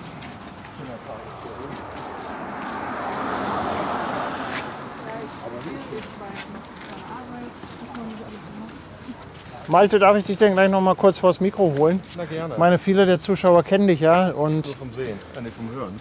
Malte ist ja auch tief in der Seefahrt verwurzelt. Vielleicht geben wir Ja, das wollen wir Mikro von einmal Ben wechseln? einen weiter. Ja, wir gehen mal einfach von der Straße. Genau, erstmal Von der Straße einmal runter und dann stecke ich dir mal das Mikro an. Und das ist hier, ne? Machen wir das da? Ja, ne? Ja, Oder so? hier so. Dann machen wir das so. Ja, das ist der Malte. Viele von euch kennen ihn ja. Er hat auch einen YouTube-Kanal, der Kanalsteurer. Aber trotzdem will ich ihn noch mal vorstellen. Ja, du, vielleicht gibt es ja den einen oder anderen auf dieser Welt, der dich noch nicht kennt. Ja, eine Menge. Und was Malte mit der Seefahrt zu tun hat, erzähl doch, wir können ja mal langsam weitergehen. Und jetzt habt ihr ihn ja gesehen. Malte ist Kanalsteurer auf dem Nordostseekanal. Und das ist, glaube ich, ein einzigartiger Beruf, den es auch wirklich nur am Nordostseekanal Genau, gibt, nur, oder? genau. Seit 1908 auf dem Nordostseekanal. Seitdem ist, oder den Nordostseekanal gibt es ja schon ein bisschen länger, aber das Kanalsteuerwesen ist erst ja, um 1900 entstanden und hat sich dann über die Jahrzehnte immer weiterentwickelt. Ja, Schiffe sind größer geworden, der Kanal ist breiter geworden, die Anforderungen sind gestiegen. Ja, und wir sind alles ehemalige Nautiker bei uns, also Kapitäne, Erstoffiziere oder Zweitoffiziere, je nachdem, wo man gefahren ist, und steuern die Schiffe durch den Kanal. Also von Kiel nach Brunsbüttel oder zurück. Ab einer gewissen Schiffsgröße, Breite, Länge und Tiefgang, entweder alleine mit dem Lotsen zusammen oder mit einem zweiten Steuerer, halt wenn es größere Container oder Tanker sind. Je nachdem, ne? Nach Tiefgangsabhängig, über 7 Meter. Und dazu muss man sagen, also wenn man jetzt zum Beispiel so ein Revier hat wie die Elbe, da ist es ja üblich, dass Lotse an Bord kommt, aber die Crew weiterhin steuert. Das heißt, der Rudergänger ist Teil der Besatzung. Wir nicht, nein, wir sind... Wenn man jetzt so auf ja, der Elbe ist, genau, also genau. einfach, ich versuche den Unterschied gerade Genau. ein bisschen zu erklären. Das ist so das Übliche. Ne? Lotse kommt an Bord Genau, und gibt dann Kommandos. Die Crew bekommt Kommandos vom Lotsen, steuert aber weiter mit dem sogenannten Rudergänger. Genau, und das ist halt der Unterschied zum Nordostseekanal. Da bist du selbst verantwortlich, selbstständig da am Steuern und klar, mit dem Lotsen immer im Team zusammen. Gerade wenn jetzt so Wetter wie heute ist mit Nebel, verminderte Sicht, dann wird halt nach Radar, Kompass gefahren und dann geht das nur in der Teamarbeit. Ne? Gab es da zu viele Vorfälle damals, als man den eröffnet hat, den Kanal? Genau, es ist Weil es zu eng dann war, dass man gesagt hat, das ist für die Crew dann vielleicht doch ein bisschen zu herausfordernd? Genau, am Anfang des Nordostseekanals gab es also regelmäßige Unfälle auf dem Kanal. Achso, hier mal rüber, gut. Und da hat man sich ja so professionelle Seeleute geholt. Jetzt ist rot. Wir sollten mit so einer großen Gruppe vielleicht warten. Professionelle Seeleute geholt. Das ist ja meistens waren es die Bootsleute, Bootsmänner, die dann auf den großen Frachtseglern gefahren sind, die dann gesteuert haben. Und so hat sich das Kanalsteuerwesen dann immer weiterentwickelt, ne, über die Jahre. Und dann halt 1908 dann halt Gründung des Vereins, auch damit die Kanalsteuer sozial abgesichert sind, weil es gab kurz vor einen tödlichen Unfall auf dem Nordostseekanal von einem Kanalsteuer Glüsing. Und da ging es halt um die Hinterbliebenenrente, ne, wer zahlt, und war nicht abgesichert. Dann hat man das über einen Verein, über Vereinswesen, damit auch mal eine Absicherung ist. Und das ist halt auch der Unterschied zu den Lotsen, die als Brüderschaft tätig sind, ne? Also Körperschaft öffentliches Recht, die selbstständig sind, und wir sind vereinsorganisiert und sind so freiwillig selbst angestellt und haben, so kann man das sagen.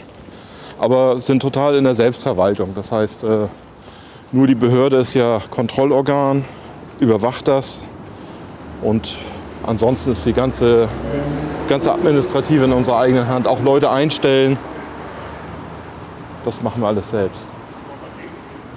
Und Schick hier, ne? wenn ihr mal gucken wollt, Malte hat das auch vor einiger Zeit das Livestreaming für sich entdeckt. Ich wurde dazu gezwungen. Von wem? Irgendeiner, der neben mir steht. Na, ich habe dich doch nicht gezwungen. Ich habe nur gesagt, dass das bestimmt interessant wäre. Auf jeden Fall, ja, doch. Es macht schon Spaß. Malte hat immer so ein bisschen mit Empfang zu kämpfen. Also Nordostseekanal ist so ein bisschen Katastrophe. der Endgegner für den Mobilfunkempfang, zumindest die ganze Strecke. Aber ich habe schon gesagt, irgendwann müssen wir das mal ausprobieren. Ja, also gerade so See steht die Ecke, da ist Katastrophe. Da geht gar nichts. Das ist komisch. Guck mal, da vorne. Also hier sind wir übrigens auf der, wie man es nimmt. Ich glaube, da ist der Haupteingang vom Maritimen Museum. Ist schon Aber schick wir hier, sind ne? jetzt quasi hier so ein bisschen auf der Rückseite. Und Die Ansicht, die man nicht zwingend so sehr kennt. Ne? Die Hauptansicht, die bekannt ist, die ist eigentlich die andere Seite. Da kommen wir sicherlich mal gleich dran Den hatte ich vorbei. schon mal fotografiert, glaube ich. Ja. Ne? Hier rechter Hand haben wir den Gebrüder Heinemann, das Haupthaus. Gleich nebenan Mit Hund im ist Vordergrund. das Maritime Museum im was war denn ehemaligen Gebrüder Speicherweg. Heinemann nochmal? Gebrüder Heinemann? Sind das nicht Großen diese... Außenhandel. Oh, Malte will fotografieren. Achso, ja, deswegen. Nicht, dass ich dann reinquatsche aus Versehen. Ja, alles gut. Alles gut. Also, auf YouTube der Kanalsteuer. Aber ihr merkt, Malte hat heute andere Prioritäten. Andere Aufgaben heute. Sind Gebrüder Heinemann nicht die auch diese Duty-Free-Shops am Flughafen haben? Ja, genau. Auf den Kreuzfahrtschiffen hast du teilweise auch Gebrüder Heinemann Shops. Und ich glaube, es ist Johnny Walker oder Philip Morris. Da haben sie eine spezielle Konzession. Da läuft vieles über das Haus, über Gebrüder Heinemann. Jetzt gucken wir uns erstmal diesen großen Propeller an. Ja, jetzt wird erstmal der Hund fotografiert vor dem großen Propeller. Sofern der Hund das möchte. Truller ist gar nicht der Meinung. Nee. Mit Leckerli geht alles. Ach, hier ist also Hundebestechung angesagt. Ja, natürlich. Du auch? Komm. Ben, mach Witz.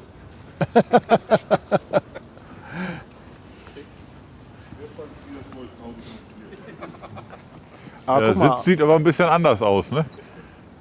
auch echt ganz cool jetzt hier so mit dem Propeller und im Hintergrund dieser Turm.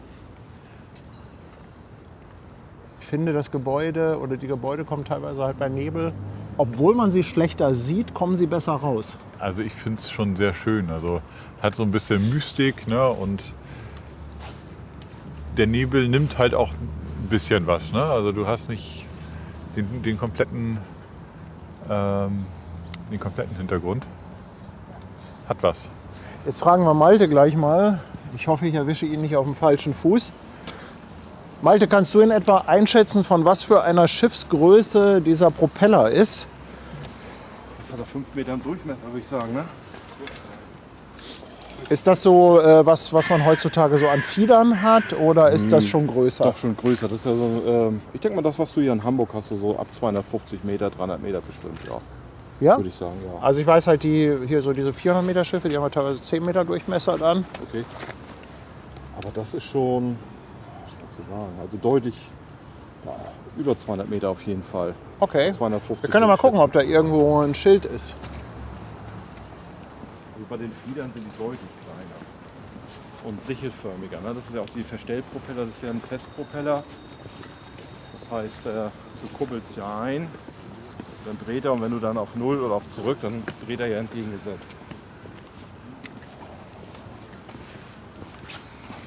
Also hier haben wir auch dann auch den Eingang zum Maritimen Museum. Gucken, ob es hier irgendwo eine Info gibt. Ja, das wird schwer viel da.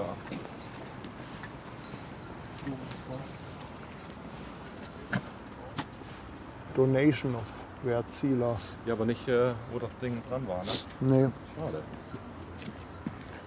Ben, magst du dich mal zum Größenvergleich daneben stellen? Ja, Also gute 5 Meter im Durchmesser, würde ich sagen. 5, 6 Meter, ja doch. also ich habe 1,87. Ja, also das sind schon knapp 6 Meter oder so. 6,25 Meter schreibt auch jemand im Chat. Ah, hier ist auch noch was eingraviert. Was hast du da? Ach, da steht was drin. Eingraviert. Durchmesser. Durchmesser 6 Oder? D 60.000.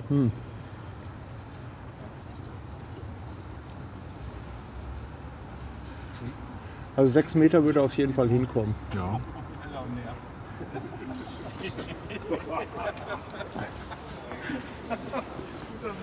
Ja. Ordentlich, ne? Ist ordentlich. Der Hund muss weiter herhalten. Sind wir im Weg von, oder sind wir im Bild? Ja, jetzt nicht mehr. Rudelknipsen nennt man das auch. Das ist Bilderklau. Ja, Model Sharing, ne?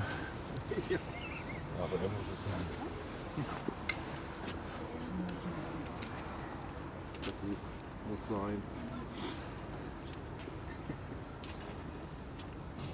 Ich sag's nur, gerade stehen wieder irgendwelche Touristen vom Propeller und mitten im Bild. Mit ihrem komischen Handy. Ja, und ein Selfie-Stick hier. Ja.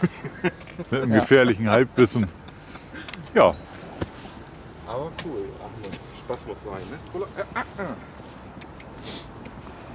da hier in der Speicherstadt ist noch der Weihnachtsmarkt aufgebaut. Wobei ich denke mal, den bauen sie jetzt auch langsam zurück.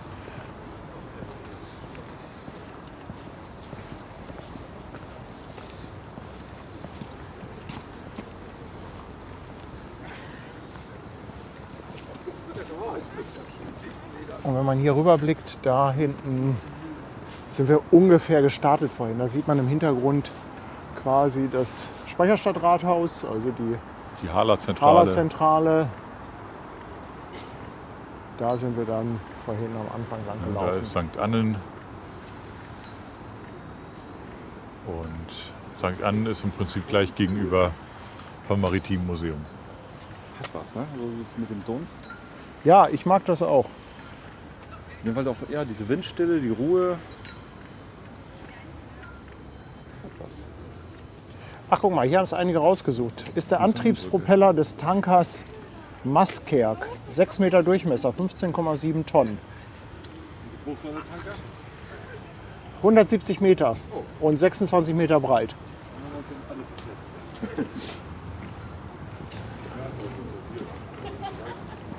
Das ist nicht schlimm. Ich glaube, mit sowas kann man selbst den größten Fachmann auf dem falschen Fuß erwischen, wenn man solche Zahlen, Daten, Fakten abfragt. Was steht denn da eigentlich für eine Statue? Ist das wer ist das Störtebeker? wohl? Mhm, genau, das ist er. Ich wusste, dass hier irgendwo eine Störtebeker-Statue steht, aber ich habe die ehrlich gesagt noch nie bewusst mir angeschaut.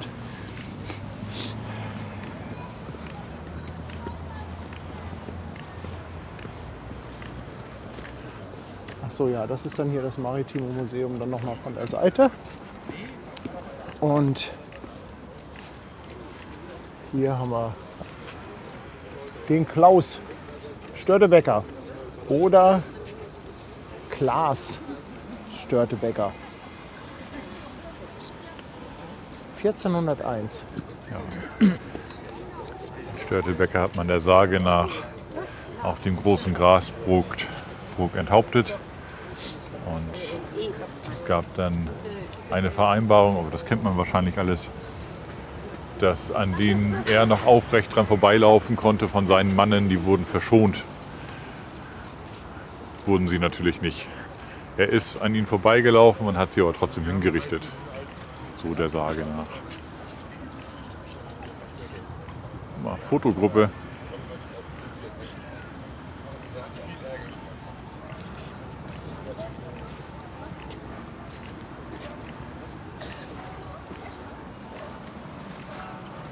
So, wo wollen wir lang?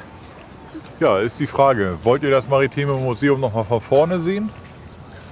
Oder wollen wir in die Hafen City und so langsam Oder Richtung wollt ihr da Elbphilharmonie? durch die Speicherstadt zurück in die andere Richtung? Auf jeden Fall kurz auf die Toilette irgendwo da. Da gibt es Restaurants und sicherlich auch Toiletten. Okay. Na klar. Ja, dann gehen wir darüber. Ja, dann gehen wir über die Hafen City zurück.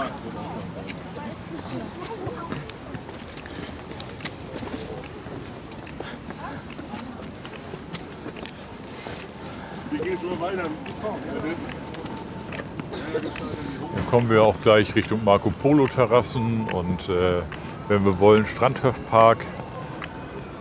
Das wäre vielleicht sogar noch mal eine schöne Gelegenheit. Anja will weg und Thorsten bleibt hier. Beide mit 2,49. Ganz lieben Dank. Dankeschön. Und der Bernie lässt auch noch mal 5 Euro da. Dankeschön und Grüß von der Aida Nova. Will ich Dann heute fährt er Abend, heute Abend. Ne? will ich heute Abend auch noch streamen, ob wir was sehen? Steht auf dem anderen Blatt Papier. Denn am Hafen, also in Wassernähe, ist natürlich der Nebel noch mal dichter. Ja.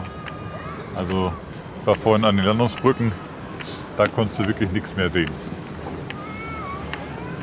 Im Hintergrund sieht man das Westfield Einkaufszentrum, was irgendwie nicht fertig werden will. Was auch irgendwann mal eröffnet wird. Ja, was eigentlich schon offen sein sollte. Da bin ich auch mal gespannt. Bin jetzt nicht unbedingt so der Mensch, der sich auf ein neues Ja, Einkaufszentrum also freut. ich müsste da auch nicht zwingend rein. So, hier wollte von euch jemand austreten. Hier wäre die Gelegenheit. So, wir geben uns ein bisschen Glühwein, ne? Ich habe leider keine Hand frei. Ich muss nur mal hier mich irgendwo hinstellen, wo ich nicht ganz so viele Menschen drauf habe.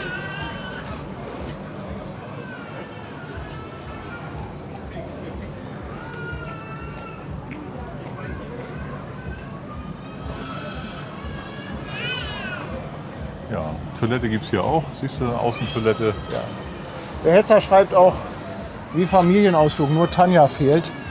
Tanja wird auch heute Abend nicht dabei sein, denn es ist leider jetzt die Zeit angebrochen, wo Böller verkauft werden. Und das ist für unsere Hunde leider die schlimmste Zeit des Jahres. Und deshalb ist Tanja sowohl jetzt zu Hause, Zu Hause geblieben, einhüten, ne? wird auch heute Abend zu Hause bleiben, wenn ich noch die Aida Nova streame. Denn ja, sobald Böller verkauft werden, werden sie auch Benutzt, gezündet. Ne? Ja. Und das ist für unsere, also gerade für den Rüden, der der ist da extrem ängstlich. Ja, also ich fände es auch, also meine Meinung, meine ganz persönliche, ich fände es wesentlich cooler, wenn man da irgendwie in Hamburg vielleicht zwei organisierte Feuerwerke macht. Eins Richtung Alster, eine Richtung Hafen, sodass man sich entscheiden kann, was man sehen möchte. Und dann ist gut. Und dann sind die auch professioneller und schöner, als dass jeder dann zu Hause durcheskaliert und das auch ja tagelang letztendlich. Ich kann da gar nicht so wirklich was gegen sagen, da ich selber so ein Feuerteufel bin und auch früher gerne Feuerwerk gezündet habe. Nur wenn man dann irgendwann einen Hund hat, der da halt Angst vor hat, dann ändert man also da seine Meinung. Ist nur meine ganz persönliche. Ich finde es halt schöner, wenn es halt mein ein bisschen Appell ist, orchestriert ist. knallt gerne, wenn ihr meint, dass ihr dafür das Geld ausgeben müsst, dann tut das. Aber schön wäre es, wenn ihr das Ganze so ein bisschen auf den Jahreswechsel begrenzt und nicht schon 3 Tage vorher und noch 3 Tage hinterher. Das ist nämlich das, was wirklich so ein bisschen anstrengend ist.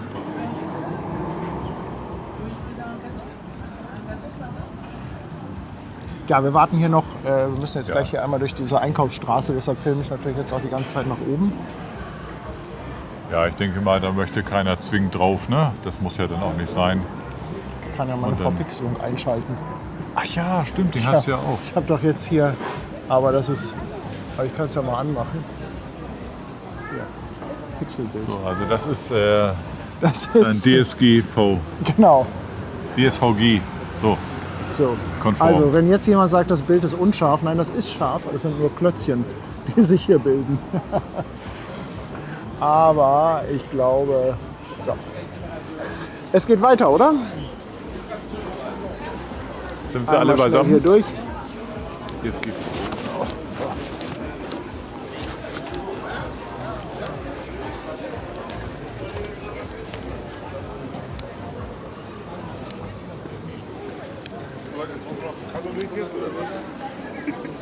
Was habt ihr denn vor? Wollt ihr noch fotografieren oder wollt ihr irgendwie Kaffee trinken? Oder ich muss mal Malte fragen. Sag mal, was ist denn so euer Plan? Wollt ihr noch weiterziehen, Speicherstadt? Null Plan. Wollt ihr Kaffee trinken? ist gut. Oder Kaffee bin ich voll dabei. okay. Ich habe keinen Plan heute. Also ihr seid die Gäste, ihr dürft euch was wünschen. Ja, dafür seid ihr da. Ich glaube, einmal Wunsch eine Toilette, ne? Das ist schon alles erledigt. Solche Wünsche werden wir schnell erfüllen. Mir ist es egal. Also ich bin für alle. Ja, irgendwo ein Käffchen wäre schon mal ganz cool, ne? Gleich ein bisschen reinsetzen. Wenn man, ja, da wo, ich weiß nicht, wo man einen Hund mit reinnehmen darf. Das ist Okay. cool. Ihr, für liebe alles Zuschauer, ihr wisst aber auch, dass das dann das Ende des Streams gleich bedeutet. Also, hast du jetzt schon gemacht, eine Stunde, ja, ne? 1,5. Gibt hier auch schön Katzentempel, da hat sie Alles was zu gut. tun. Kleine Spiele Sport, nennt sich das an, oder? Also wenn ihr Lust zu habt, die Elbphilharmonie noch mal sehen zu wollen, dann kommen wir im Prinzip hier, wenn wir die Straße hochgehen, da drauf zu. Aber sonst lass uns doch das noch machen, dann gehen wir Genau, da hin, und dann dann- haben wir einen schönen Abschluss. Genau. Und dann gucken wir, haben wir für den Stream auch einen schönen Abschluss. Und dann können wir uns noch irgendwo hinsetzen und ein bisschen Genau. sabbeln und Käffchen trinken. Das denke ich mal, ne? Das Ja, macht Sinn. das Ja. finde ich auch. Ja. Dann wird viel Okay, Roll, ne? dann auf geht's.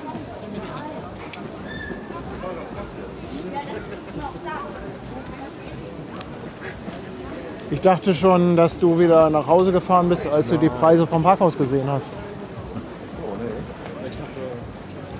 Zum Monatsende hier Geld gekriegt.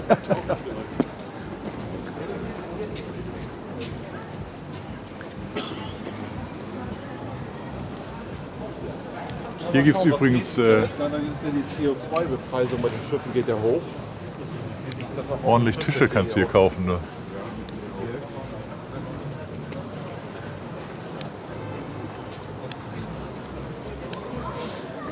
Ja, die haben sehr geile Holztische hier.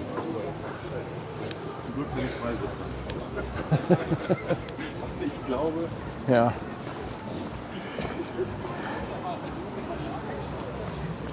Analogon lässt auch noch schon zum 3. Mal sein.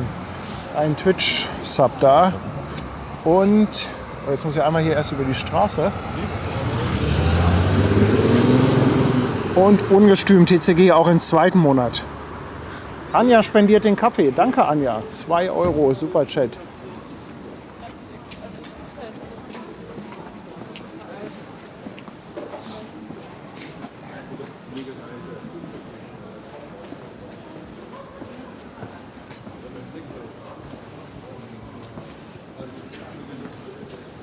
Ja, dieser Teil gerade auch linke Hand ist ja auch alles neu hochgezogen worden.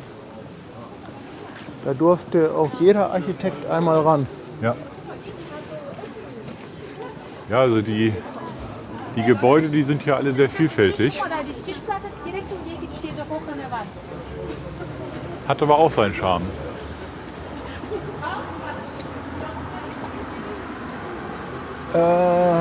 Wollen wir hier durch? Ich würde sagen, lass uns gerade durch. Ne? Da kommen wir Magellan-Terrassen raus, oder? Genau. Oder Marco Polo. Marco Polo und Magellan-Terrassen sind dann auf der linken Hand.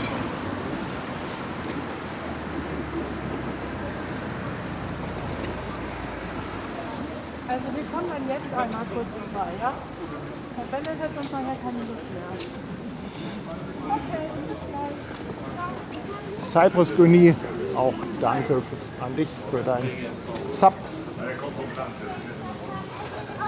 Ich hatte ehrlich gesagt auch damit gerechnet, dass etwas weniger los ist. Ja, ist richtig voll hier, ne? Ja. Also auch Speicherstadt und hier jetzt in der Hafen City ordentlich Publikumsverkehr.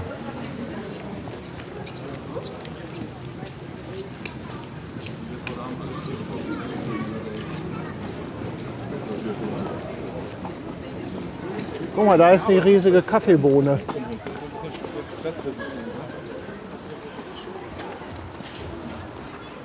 Da ist eine riesen Kaffeebohne.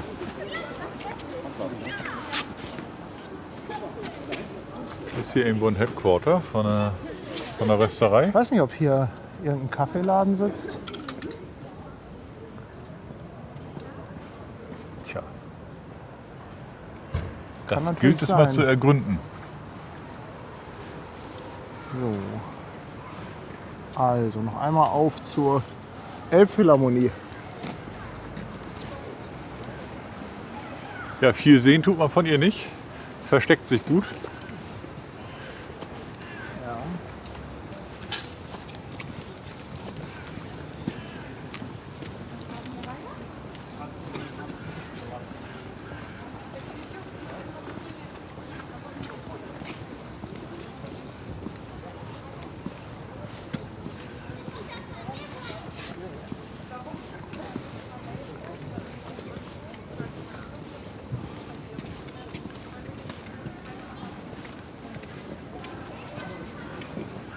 Wollen wir sonst Richtung Magellan-Terrassen gehen? Richtung Strandhöfpark da oben die Ecke? Können wir auch. Weil da haben wir dahinter ja auch ein Café, können wir uns hinsetzen. Stimmt.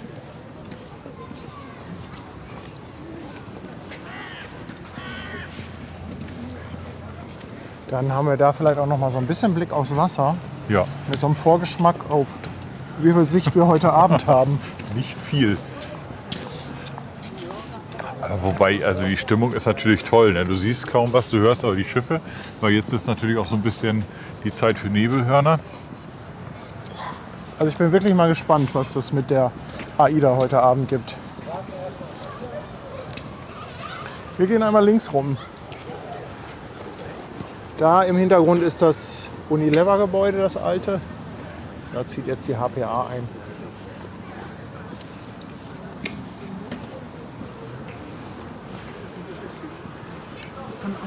Ja, rechte Hand ist dann auch ein relativ bekanntes Gebäude der Hafen City. Das ist ja hier, ich weiß nicht genau, wie es heißt, man hat es ja irgendwie so scherzhaft den Döner von der Hafen City genannt, Den Döner?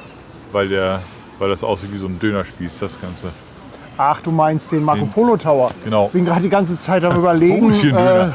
Ja, das Gebäude hier im Vordergrund, wo die Ach so, Haspa nein, drin das ist. ist die Nee, Nein, nein, nein. du meinst den Marco Polo Tower. Genau. Der Name war mir entfallen. Ja, die Käufer wurden auch, ich sag mal, ich will jetzt nicht sagen verarscht. Das wäre ein bisschen hart, aber es geht in die Richtung.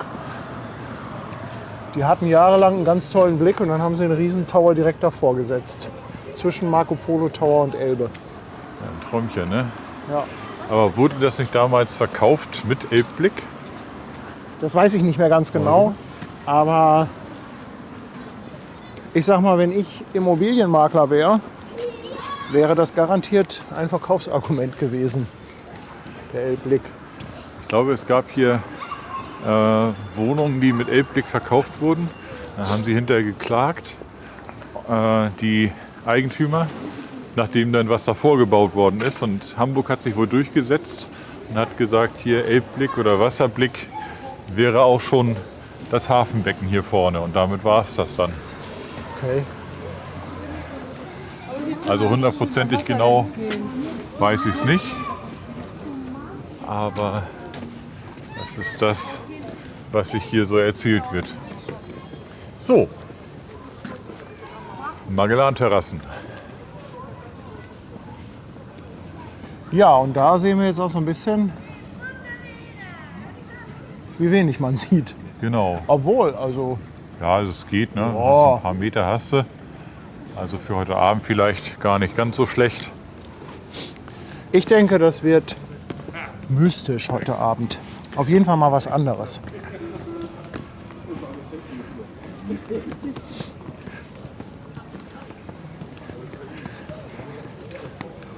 Ja, da hinten, wo der alte Hafenkran steht, das kann man gleich wieder sehen. Da ist dann der neue Strandhöftpark. Da waren wir auch schon mal. Waren wir auch schon einmal, ne? Ja. Von da hat man auch einen schönen Blick auf die Elbphilharmonie, wenn man sie sieht. Wir gehen mal hier am Wasser entlang.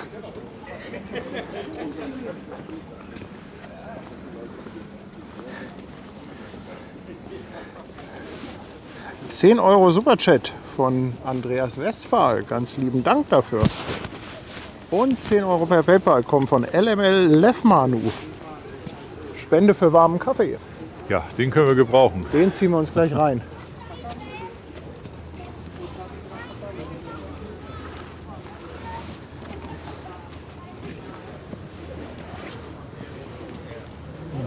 Ich muss mal gerade am Stream eine Einstellung ändern. Na klar.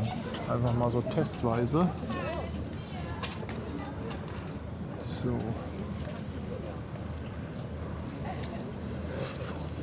Gucken, ob das funktioniert. Okay, so, weiter geht's. Das Wackeln und Zittern ist immer, wenn ich mir einen Handschuh an- und ausziehe.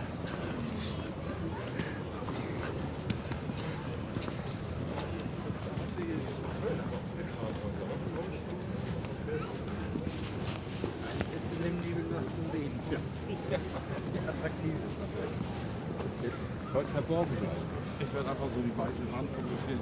Dann darunter schreiben.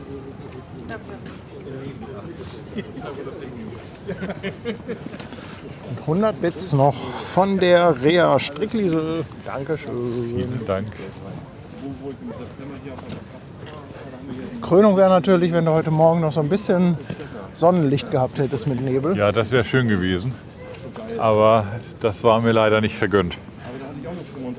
Aber das kriegen wir ein andermal. Der hält sich aber auch hartnäckig seit gestern Morgen. Also gestern Morgen Ja. war das schon. Wobei ich muss sagen, dass ich das Gefühl habe, dass er heute ein bisschen dichter ist als gestern. Schwer Aber es zu mag mir auch sagen. nur so vorkommen.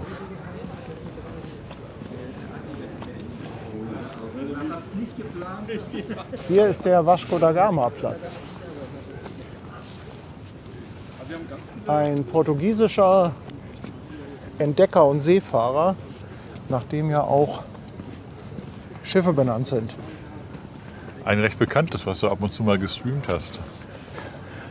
Ja, es gibt ein Kreuzfahrtschiff, Vasco da Gama.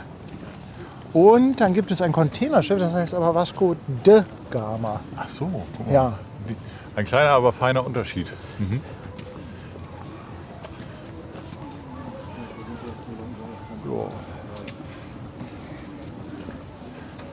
Das rechte Hand war so meine Idee zum Einkehren.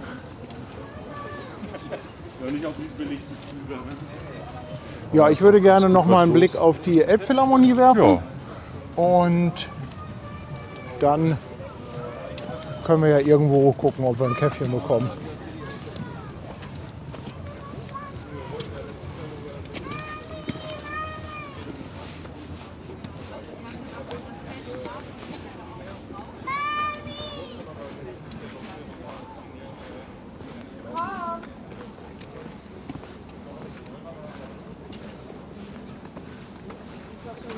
Hier noch eine Apokalypse.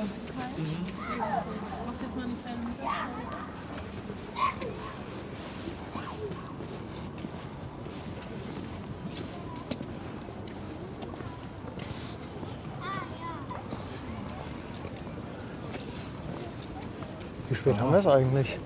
15 Uhr oder so? Müssen wir mal kurz gucken. Ja, 10 vor 3.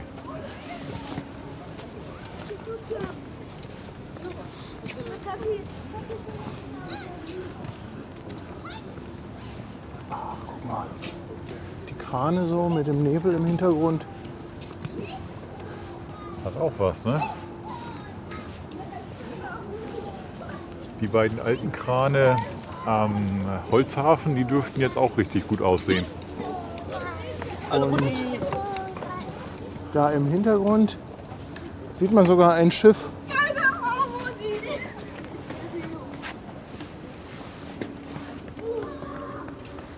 Da durch.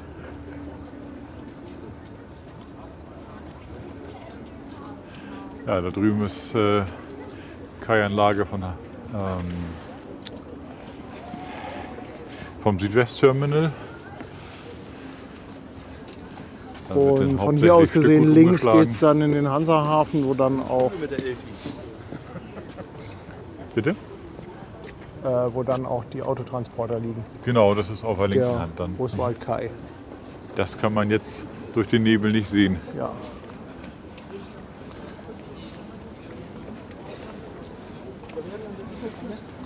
Nein, der Platz wurde nicht nach dem Kreuzfahrtschiff benannt. Vielleicht kriegen wir noch einen AIDA-Platz oder so.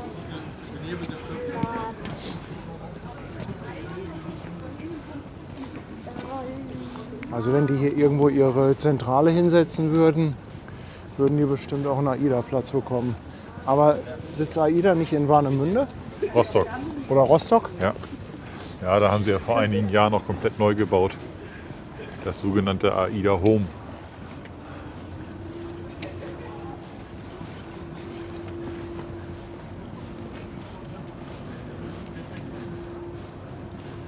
Noch ein kleines Stück, dann sehen wir ein bisschen Elbphilharmonie.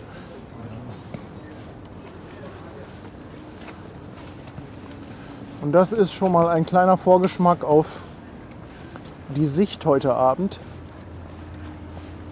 auf Aida Nova. Wobei, wenn die am Anleger ist, ist sie noch weiter entfernt als. Ja, davon wirst du wahrscheinlich nichts sehen, aber wenn sie rauskommt, Ja. wie so ein Geisterschiff, Ich glaube, das wird cool. aus dem Nichts erscheint sie dann plötzlich. Ich glaube, das wird richtig gut. Kurz, aber gut.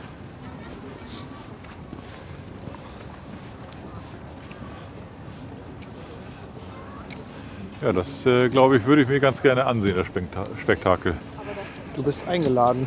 Live und in Farbe, ja, sehr gerne.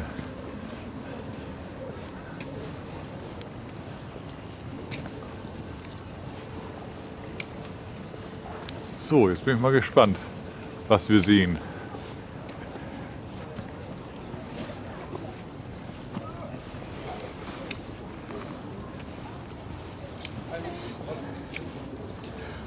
Onkel Hotte ist auch seit 3 Monaten auf Twitch dabei mit einem Prime Sub. Danke dir. So, hier wird Sport getrieben. Ah, hier sind Eifrig jetzt auch gelaufen. so viele Menschen. Ja, ich habe heute Morgen an den Landungsbrücken und an der Elbpromenade oder an der Hafenpromenade sind auch unglaublich viele Jogger gewesen heute Morgen. So, da ist sie. Da ist sie. Doch noch da.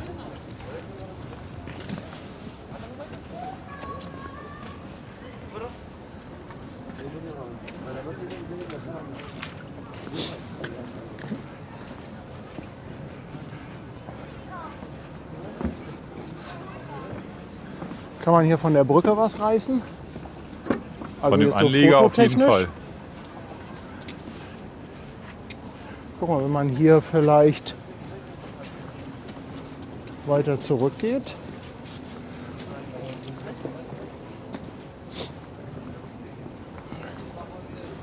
Und dann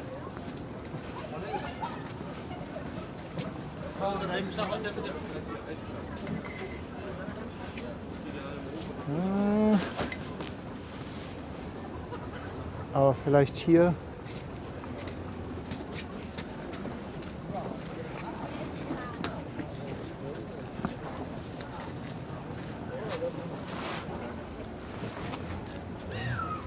Ich habe das damals mal gemacht mit den Lampen und so. Sag mal, täusche ich mich oder ist da oben tatsächlich ein bisschen heller? Also blau schimmert so ein bisschen durch, ne? Ja, Ganz oben, also ne? ich habe echt das Gefühl, dass da oben so ein bisschen Sonne ist über dem Nebel. Über den Wolken scheint die Sonne immer. Immer. Ja. Kennt ihr Ja. das? Die Nunavik? Nee, sagt mir nichts. Aber es wäre ja interessant, wenn man jetzt auf dem Michelturm wäre. Wo ist die Nebelgrenze? Aber ich glaube nicht, dass man drüber weggucken kann, leider. Cool, ne? Ja, ihr Lieben. Tja, Das ist ein sehr interessantes Schiff hinter dir. Die Nunavik. Malte möchte noch was zu dem Schiff sagen. Nein, ich meine nur, das ist Komm mal näher. Weil die auch viel im Brunsbüttel liegt. Ja, Und die Nunavik hat auch, glaube ich, Tankfunktion. Das heißt, sie kann auch tanken, also als Öltanker. Liegt auch viel im Brunsbüttel. Und hat auch Eisbrecher, oder wie heißt das hier, Eisfunktion, das ist Eisklasse. Und kann auch so ein bisschen in die Eisregion fahren. Also eigentlich ein Multifunktionsschiff, sehr interessant. und da auf der linken Seite sieht man Autotransporter. Autotransporter, der scheint auch gleich rauszugehen. Oder ist gerade angekommen, da ist nämlich gerade ein Schlepper dran. Irgendeine Höck scheint das zu sein, oder? Oder? Nee, es steht was an. Steht da Höck? Keine Ahnung, ich kann es nicht lesen. Großer Schuhkarton. Ja. Also eigentlich auch ein sehr schöner Platz hier, um mal ein bisschen Schiffe zu gucken. Eigentlich könnte man von hier auch mal so einen Autotransporter machen. ja, hier hast du ab und zu mal eine Fähre vor der Nase. Ja. Ja gut, da hast du natürlich ein bisschen Segeerkennung. Ja, man kann sich aber Keine auch Geräusche, ne? da hinten kannst du dich auch hinstellen. Ach guck mal, und da ist die neue Costco Hybridfähre. Die Finkenwerder. Lovis Sirius ist das, schreibt Basti. Danke dir.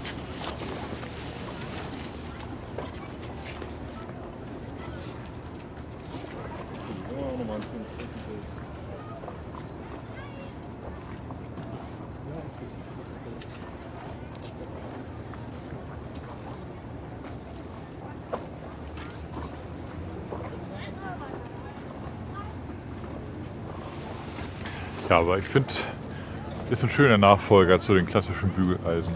Ich finde die auch ganz schön, Optisch die neuen. finde ich die gut. Ich finde die auch gut.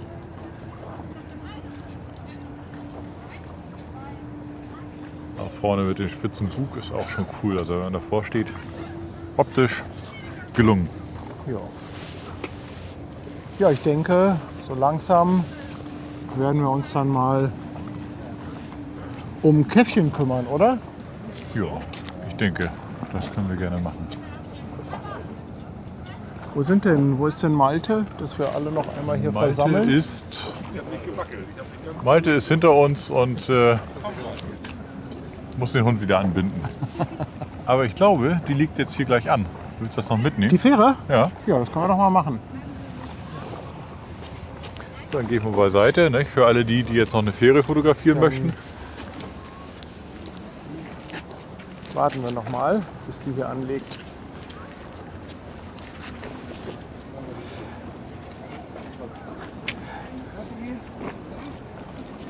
Frank Meissner, danke dir für 16 Monate. Dann weiß sie 89, im zweiten Monat mit dem Prime Sub dabei. Auch an dich ein Dankeschön. Günther schickt 9,99 € Kaffeebeteiligung. Werden wir uns gleich gönnen. Danke, Günther. Dark Chris seit 9 Monaten. Danke dir. Kirsten auch seit 10 Monaten dabei. Und deren Nordlicht haut nochmal 11,99 Superchat raus, auch für Kaffee. Können wir gleich die ganze Runde einladen. Und dann gab es noch ein paar verschenkte Subs auf Twitch von der Sturmpappe. Insgesamt 5 Stück. Und ein Bonus ging noch raus von Valorant oder Valorant. Im Moment gibt es ja so eine Aktion, wenn so und so viel verschenkt werden, dann gibt es von Valorant 1 on top. Ganz lieben Dank, Sturmpappe. Hier kommt die Werder.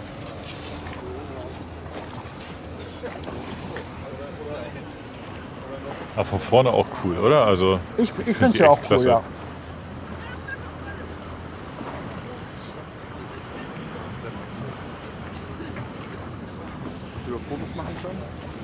Ich war heute Morgen schon die ganze Zeit unterwegs, alles gut.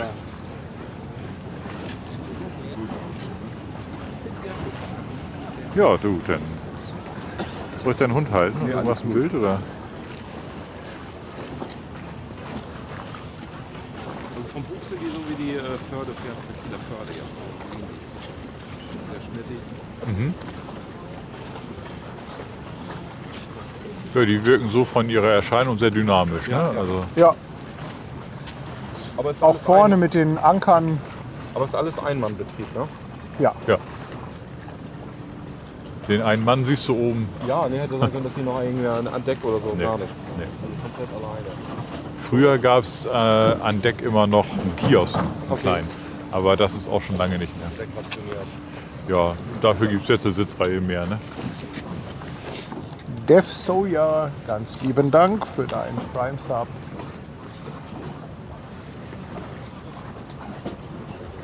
Ja, ihr schreibt, einziger Nachteil ist, wenn du unten bist, kannst du nicht mehr vorne rausgucken. Das stimmt, ja. Ja, und hast auch keinen Seeschlag mehr, ne? Nee, das war ja mal vor einigen Jahren. Das war heftig, das Video. Ja. Wo die Welle da hier durch die Fähre da drin. Anthony Roberts, thanks again for 10 Euros. Via PayPal. Da hat ja einer gefilmt. Love these Die bleiben new alle sights and rot views. sitzen, Greetings das to ist Washington, Anthony. Ja, der Hamburger ist einiges gewohnt. I always forget the name of the city you're living in, Tony. Sorry for that, but it's Washington State.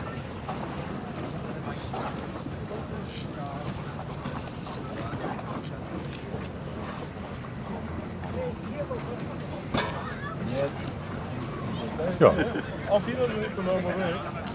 Jo, ist doch eigentlich ein schöner Abschluss, ne? ja, ich dachte mir, wir lassen sie noch einmal wegfahren und dann Jo. können wir hier, Schippert sie aus dem Bild. genau, dann machen wir hier einen Abschluss.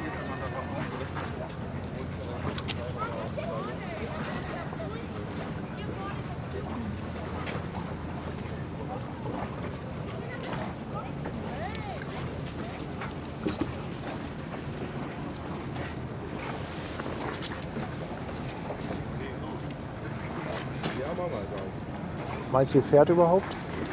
Doch, ja, also Sie der fährt Gäste gleich. eingestiegen. Ja, ja. Kann natürlich sein, dass die hier einfach ein paar Minuten auch wartet.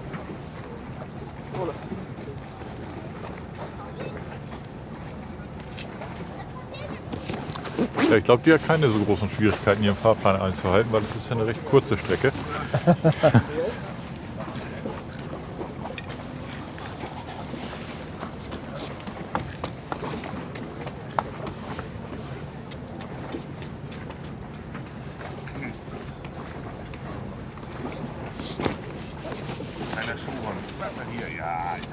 Schon mal kleine Ankündigung. Also heute Abend geht dann noch die AIDA Nova raus. Soll um 18 Uhr rausgehen. Ich bin mir nicht ganz sicher, ob es dabei bleibt. Gab auch irgendwie eine Krankheitswelle an Bord. Die mussten da wieder groß reine machen. Aber geplant ist der Stream heute Abend dann so für ca. 17:30 Uhr. Falls sich da noch irgendwas ändert mit der Abfahrtszeit, kann sich das natürlich dann noch mal verschieben. Aber dafür gibt es dann ja unseren wunderschönen WhatsApp-Kanal, wo wir dann die Nachricht rausschicken, kurz bevor es live geht. Ja, komm, wir wollen jetzt noch einmal Tschüss sagen. Die möchte Ja. jetzt doch nicht wegfahren. Die bleibt noch ein Die bisschen. ist nicht kooperativ. Jetzt noch einmal alle hier drauf. So, da haben wir den Ben, den So, Malte. einmal Achter ran. Einmal die ganze Reisegruppe, Kanalsteurer. Ihr Lieben, vielen, vielen Dank, dass ihr wieder dabei wart, dass ihr eingeschaltet habt. Ich hoffe, euch haben die Bilder gefallen. Mal so ein bisschen was anderes. Hamburg im Nebel. Ich bin schon gespannt auf eure Fotos. Also Instagram-Accounts von euch haben wir ja geteilt. Da könnt ihr dann auch mal schauen, was bei den Jungs dabei rausgekommen ist. Vielen, vielen Dank natürlich auch für eure Unterstützung im Chat, sowohl inhaltlich, aber auch mit den Spenden und den Mitgliedschaften, aber auch auf Twitch mit den Bits und den Subs und natürlich ein ganz besonderer Dank an unsere Moderatoren, die im Hintergrund wieder unterwegs waren. Und dann sage ich jetzt mal Tschüss und so, vielleicht sehen wir Bis uns zum ja nächsten Mal. nachher noch. Ne? Tschüss Leute! Ciao.